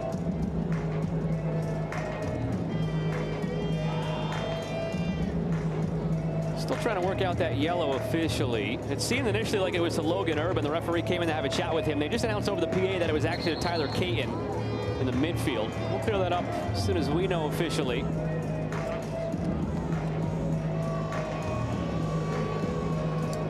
Big week 2 of ACC Network football we have. That begins tomorrow at noon Eastern with number 14 Florida State. Fresh off an upset of Alabama hosting East Texas A&M. Then 8th ranked Clemson hosts Troy in Death Valley. We'll cap the night in Blacksburg with Virginia Tech hosting Vandy at 7:30. All 3 games also available on the all-new ESPN app, so you can watch anywhere.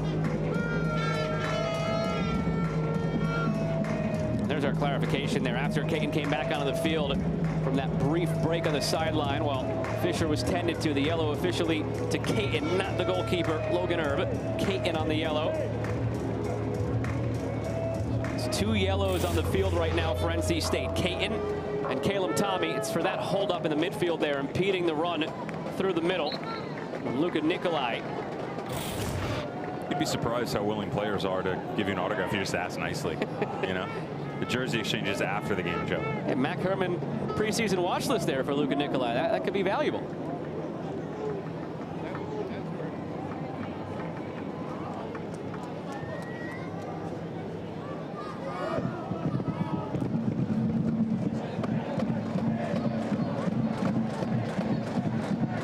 Froxson.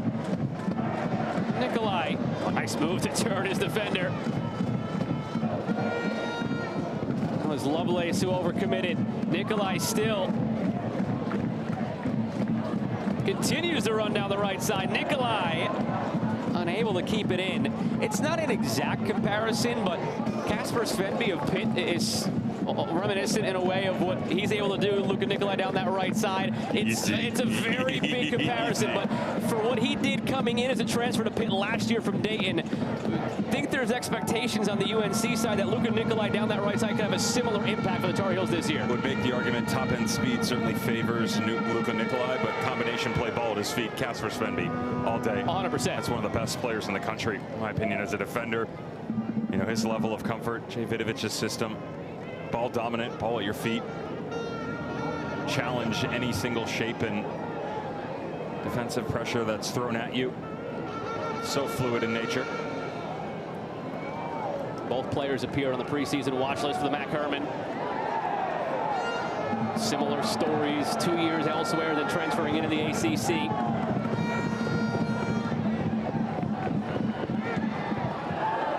Santa Maria. Phillip. Another good step off the back line. Dylan Kropp has had himself a game on that back line. Notice the movement again, though. When you're releasing Santa Maria, he's got no pressure over the strong side. That's the right shoulder with Caleb Tommy. They're a little bit hesitant to come high because of the coverage that has been necessary for Hefes, the right center back for NC State. Well, if you don't go, that forces the midfielder to try and do it on his own. And in one-on-one play, especially with the way the midfield converges on Santa Maria, it just closes off the passing lanes for Donovan Phillip. Carlos Samuano talked about the aggression that he wants from his team. I'd like to see a little bit more out of NC State, to be honest. The balance on the width, come higher, push that line of attack just a bit further up the field. It plays right into the hand of what you're trying to do as a group, and that's strength in numbers. And right now, it's just too isolated. In in this second half. Only 2 shots for NC State, 1 shot for UNC. Going back, in fact, to the first half, 1 shot in 33 minutes for the Tar Heels. Phillip won't get to that one. Cordes will let it out for a goal kick. The change is coming for the Tar Heels. 23 minutes remaining. NC State looking for their first win in 7 years over UNC. Meanwhile, the Tar Heels, a road win over a top 5 team for the first time in almost a decade. Rygaard Hansen comes off again. Saw him in the first half, subbed out about midway through. Ryan Dugan comes in again with Lucas Ross replacing Rygaard Hansen and Martin Mai. The same 2 subs we saw in the first half, we see in the second half, right around the same juncture from Carlos Samuano.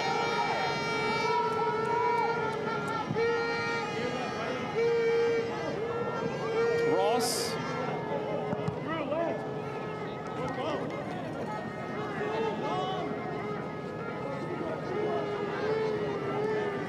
And UNC missing Bracken Serra, who had started the first couple of games for them up as the striker. Alongside Bertio Rygaard Hansen. Haven't seen Javier Hernandez come in and have an impact in this one. Thought he might start the night. Freshman has shown some promise early in the season. Trying to figure out the striking combinations, the Tar Heels. Long throw comes in, flicked on, and cleared by the Wolfpack.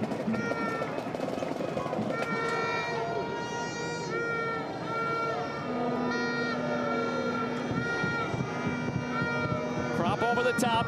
Dail. The more he has the ball at his feet late in this game, the better for UNC. On cue, gives it away, but wins it right back. Dail trying to force his way through. Dail goes down. Doesn't matter. The whistle was blown on the initial confrontation against UNC.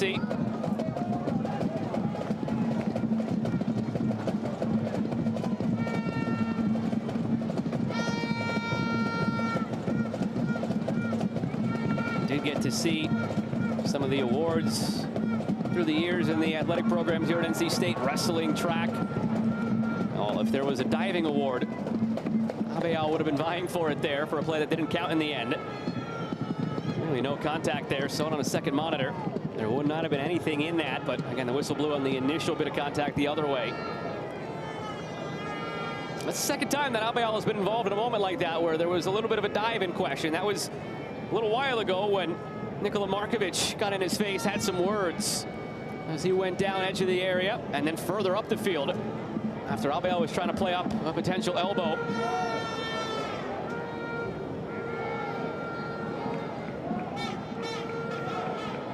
Tommy. Plays it off of Healy, gets it back, Caleb Tommy. Santa Maria.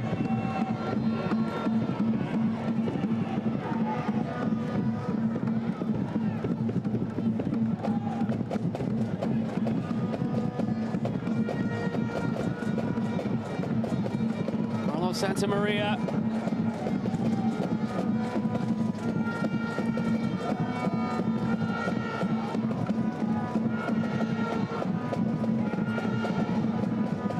Try Riley Maloney down the left side. Maloney stumbles. Check helps win it. And the whistle goes. Free kick for UNC. That's beautiful defensive pressure that is sustained from one side of the field to the other for the Tar Heels. Actually, a bit unfortunate when they pinned him in. They didn't release the high line on the striker and then allowed Hefes and Markovic to circulate back to the far side of the field. Didn't waver, kept going at each other, as is some extracurriculars with the departure of what Drew Lovelace might be here on the far side of the field in front of us. Not a ton in it.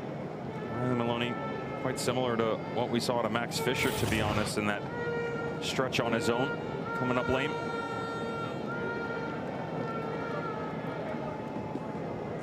Experienced 20-year-old freshman Riley Maloney coming over from Derby County system over in England. 37 appearances, a pair of goals and 3 assists for Derby's U21s. Getting him a bit of hydration. You hope it's just a cramp on what may well be one of the last warm nights of the season here in Raleigh. Warm. I was just about to ask you to thank the the weather gods of the triangle for the beautiful evening that is. It turned into one. It's like winter for you and I. Well, there was a lot of sweat in our booth earlier. You and I were trying to stay dry. It was in the upper 80s at kickoff, humidity up around 60%. And now massaging that calf of Maloney. These players have come together a few times, and both coaches talked about it. Just a matter of managing the emotions in this rivalry, and Czech is the one who's involved this time with Lovelace. Funny, by the way, that as we talk about the ever-changing collegiate landscape, new faces, how to establish identity, that the two players going at it are the ones that have been here for a full cycle. One of only 4 players in the program for NC State that predate Mark Hubbard, who took over last year. So plenty of holdovers from last year's roster for NC State, but only 4 holdovers from the previous regime. Drew Lovelace, one of those.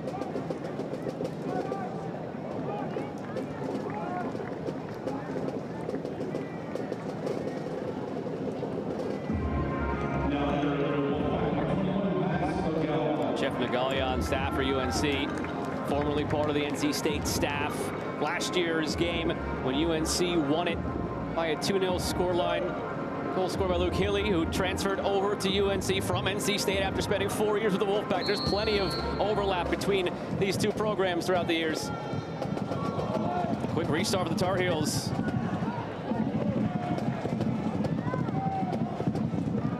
Just be aware, by the way, it's one change overall with the departure of Riley Maloney, but it's going to affect multiple positions on the field. Ogawa comes in, but then because Maloney's gone, Tommy's going to go to the left back. You pull Santa Maria out of the midfield to right back. One personnel change, 3 different areas in the field.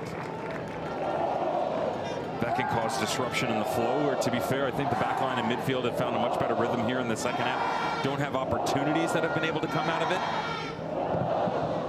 but syncing up better, at least with the ball at their feet. I still maintain the fact that this young man right here, as he moves out, Santa Maria, it was Tommy before, come higher.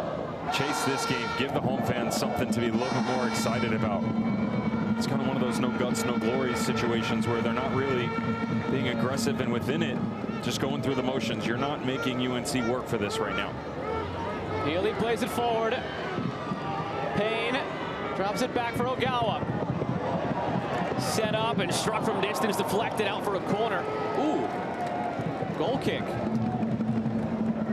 Lovelace lined it up. Seemed like it redirected. Mark Hubbard pleading with the referee.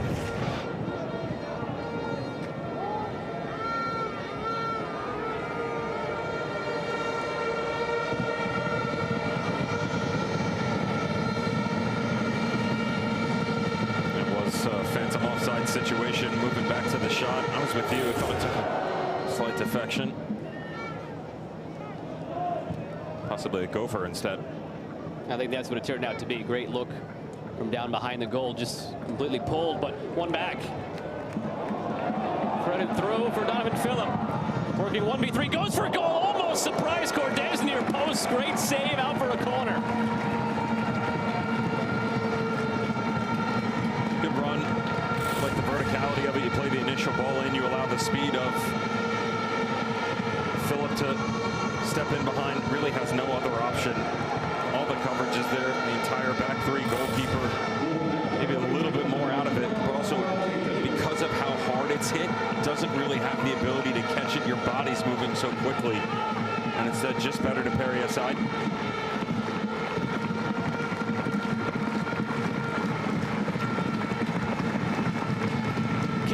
In swinger, Phillip tracking it.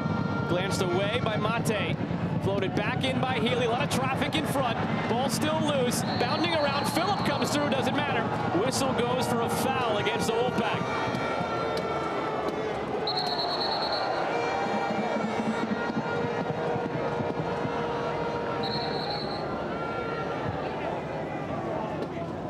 The first one is due to the melee with Sandmeyer. The second one is Donovan Phillip just trying to make a play on his own here, and the way that he attacks it, that's where the contact comes from. Second chance, third chance opportunities all night long is something that both managers were very clear about their ability to make an impact on. Not there. Watch right atop the 6, center of your screen. This one's about an elbow right there, but watch the head from Phillip. Oh boy.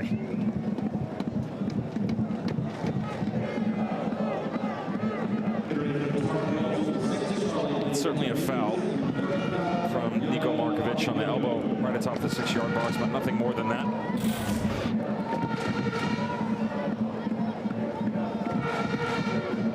Seen a few plays go to review tonight just to make sure, but no need to take an extra look at that one.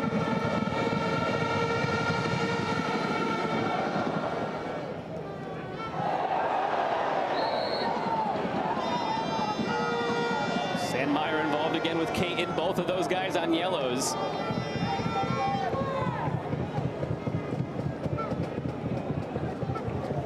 Yaya Bakayoko into the match now for UNC. Charles Antonelius as well for Lucas Ross.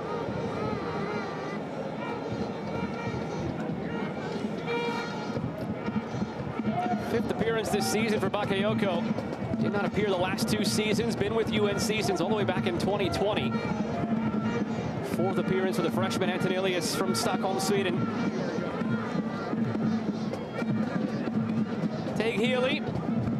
Just behind Payne. Picked back up. Caleb Tommy threading it through. Donovan Phillip cutting. Phillip off the post. Still loose here for the Wolfpack. Santa Maria end line. And it is out for a goal kick. That is twice now that Phillip has come close. Once denied by Cordes and once by the post. Keep telling you though, watch his body positioning as he drifts off the back shoulder here. He starts to come away from the ball. That's allowing him to then attack it here. Touch back across the body in a negative space. Really well done by Donovan Phillip. Almost too much on it. All the space, probably could have hit it with his instep and just tucked it into the bottom corner. But that's also his MO. All power, raw, untamed at times. 4 goals this season. 3 of them came in a hat trick in the win over Wofford. 6-0 victory that was for NC State. And a 2-0 victory against Queens, and coming off a 2-0 victory over FIU, at which they scored in the 75th minute, and then again 2 minutes later. We're at that juncture here. This is when they had the breakthrough last game against FIU. Be aware too on this near side as NC State worked towards it with the change with Antonelius into the midfield. That's going to pull Abial into that wingback position defensively. A lot more coverage for him. He's got to come deeper, cover a lot more ground. A lot of miles that have been put on his legs throughout this match. Also, as he steps in, where's the coverage come from in behind? Gives more opportunity for Phillip. Case in point. Phillip. Healy. Healy looking back through for Phillip. Another great tackle. It's been a clinic tonight from Dylan Kropp.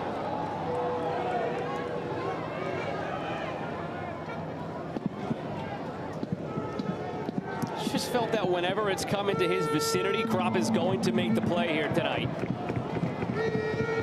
Transfer from Xavier, the anchor center back in this back 3 for UNC.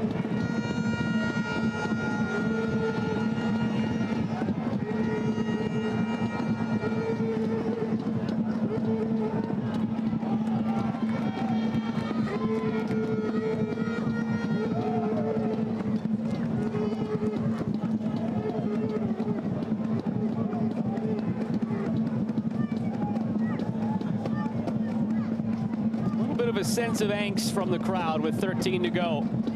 Vuvuzelas have quieted down a little bit. Chanting has quieted down a little bit. Drum still beats. Voices still heard. But there's more of a hush and anticipation, especially after seeing 2 of the recent chances from Donovan Phillip.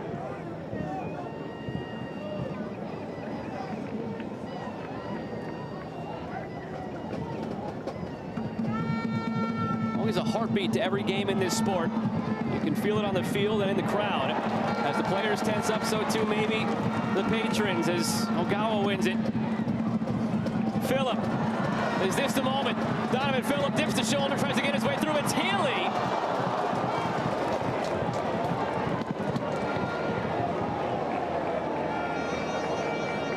No matter how this game finishes, Mate, Krop, Frogson, first line for the masseuse.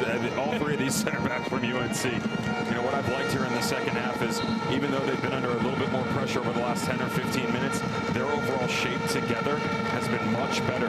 More space in front of them because the midfield's taking chances, but then that's continuing to feed into the narrative of how they have to be on their toes, stepping up into space. Balls in behind in the first half. They've restricted that space, and instead they forced them up into the midfield. Over the top there, look out.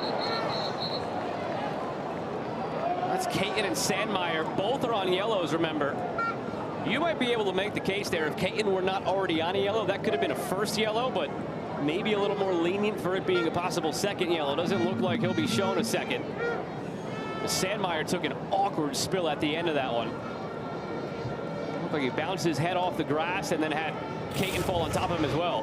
I'm watching his body as he drifts in on the second one. When the ball comes high, does he back in? No. And I would say that, listen, have I seen referees give a yellow for that? Absolutely. But I do feel it's fair in the situation, no matter if the player's on a yellow or not.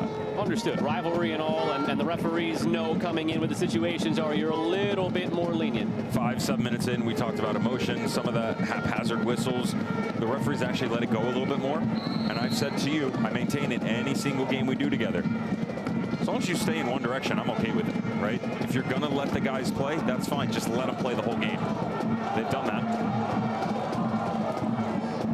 2 more changes for UNC. Clovio Sweat comes on, the junior, as does Dan Klink, the freshman. Both making their season debuts here tonight.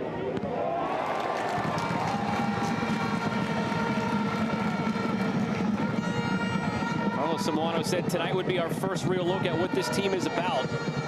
In those first appearances for those 2 players in a big moment, final 11 minutes.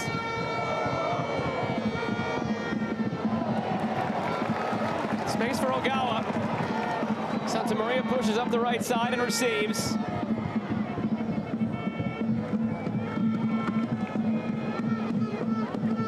Is there a goal in this one? The ball has hit the back of the net once. It didn't count. Aiden Payne put in a rebound on a shot that was saved by Andrew Cortez, denying initially Donovan Phillip. He was offside, though, Payne, when the shot was taken back in the first half. Stadium operators got the lights in their light show post-goal. The song played for NC State. All of that undone by an offside flag that was delayed, but correct 100% of the way.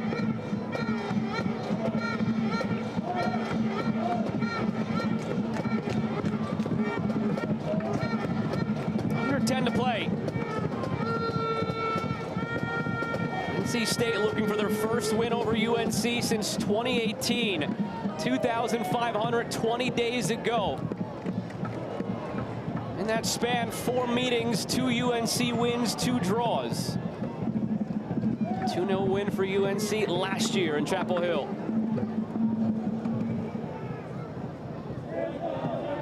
First meeting tonight between these teams since 1997, with NC State ranked and UNC unranked.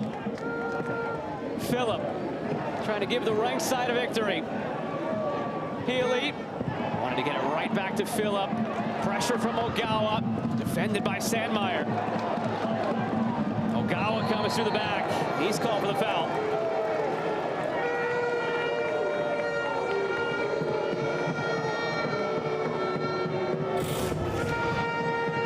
Let's go back to what was the opening goal called back. Aiden Payne, far side of your screen, watches Phillip hits the initial one just out in front of Mate, center back for North Carolina. There hasn't really been a lot of clear-cut opportunities within this group overall. Don't tell Phillip that, who also stung the post about 10 minutes ago, albeit from 20, 22 yards out. And about a minute and a half before that, stung the right hand of Cortez, who made a great save at the near post.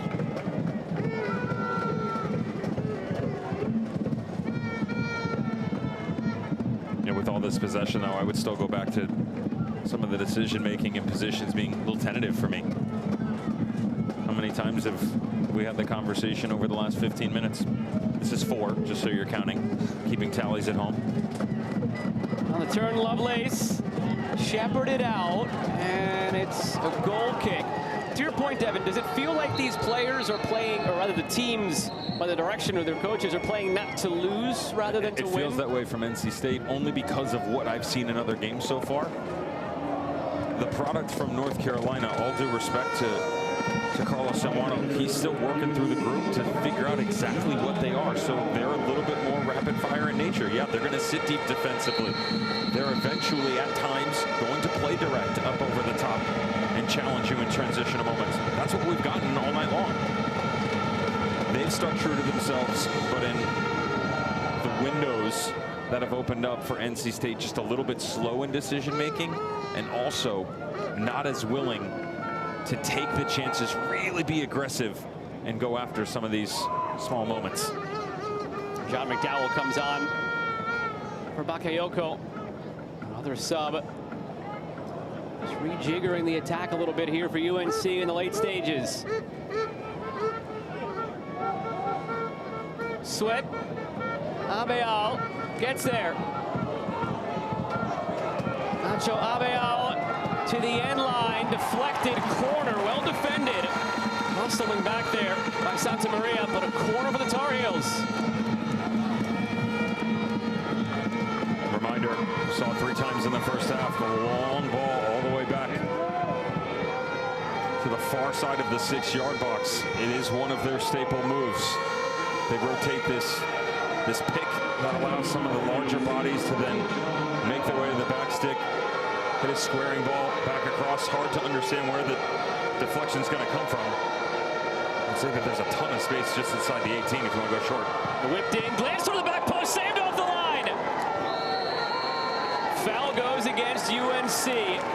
Not sure whether that was going in or going wide, but not taking any chances at the back post. Defensively, Aiden Payne. From my angle, this is in. Yeah, from my angle, this is with almost the exact same vantage point. If it's not in, it's right off the far post. And that is beautiful timing. Step back through, and guess who? Mr. NC State, one of the originals, Drew Lovelace. Incredible in the moment.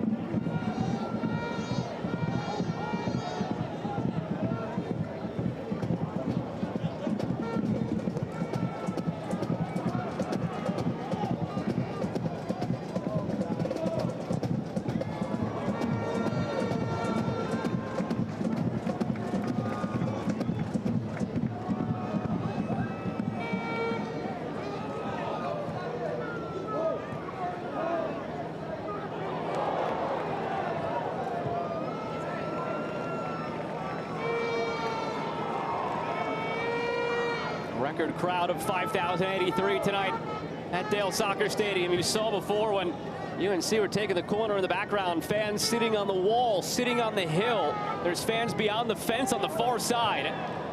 This place beyond capacity. A free kick on the way now to see if this beyond capacity crowd can celebrate a winner as Tega Healy gets set to position it.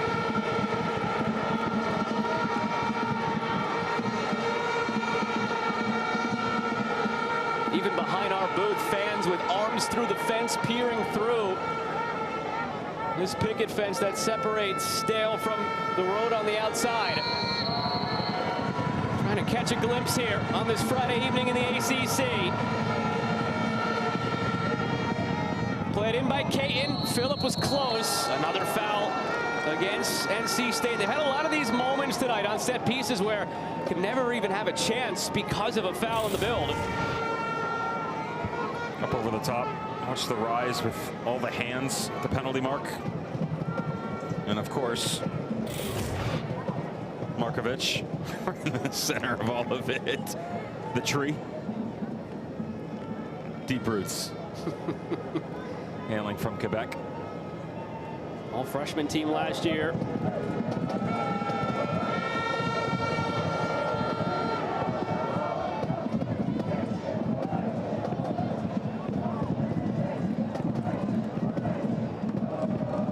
Phillip lays it off. Take Healy looking back through for Phillip. Donovan Phillip trying to force his way through. His pressure, though, does win a corner for NC State. Last 2 trips down, they've dropped Aiden Payne underneath, try and go win the initial ball, and then start to play off of Donovan. Phillip freed up. Take Haley to really attack forward facing a little bit more often.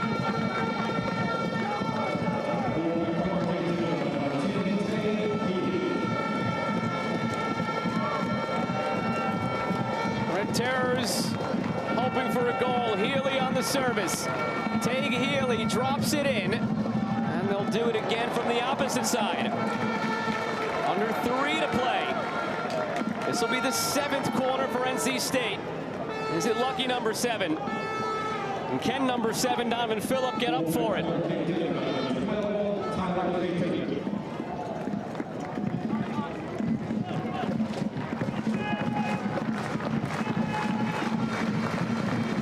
Caton swings it in. Again, it's a Tar Heel, the first to meet it in the air.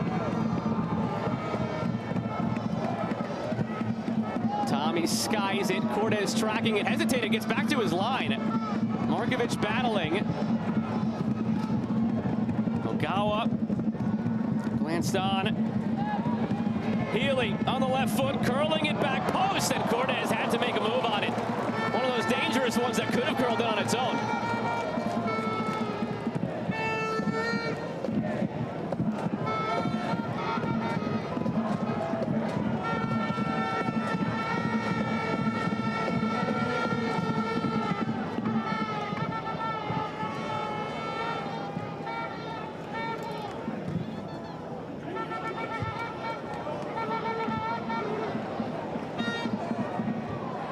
Head tennis back and forth in the midfield. Finally settled by the Wolfpack. McDowell. A stumble. Abel taking advantage. Santa Maria was scrambling. Abel to the end line. Both players go down. Clean tackle, but a corner for UNC with 80 seconds to play.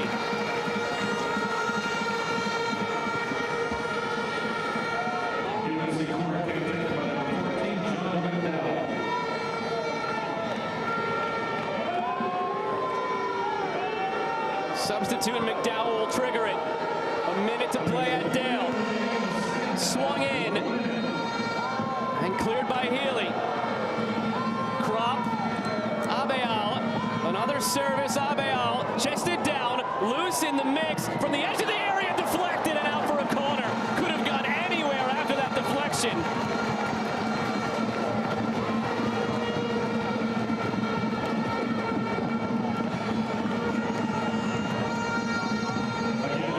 McDowell hustles it out there, 30 seconds, has to get it in. McDowell headed clear, 20 seconds to play. Back to McDowell, flag stayed down as he came back to retrieve it, was just onside. Comes down the field, clock winding down, Phillip won't get there, Cortez clears it our way, look out. Clock ticking, 6 seconds to go, Phillip trying to get it back into play, on the long throw, in the mix, the clock reaches 0, and it finishes 0-0 between UNC and NC State in a very hard-fought matchup between these two rivals here tonight.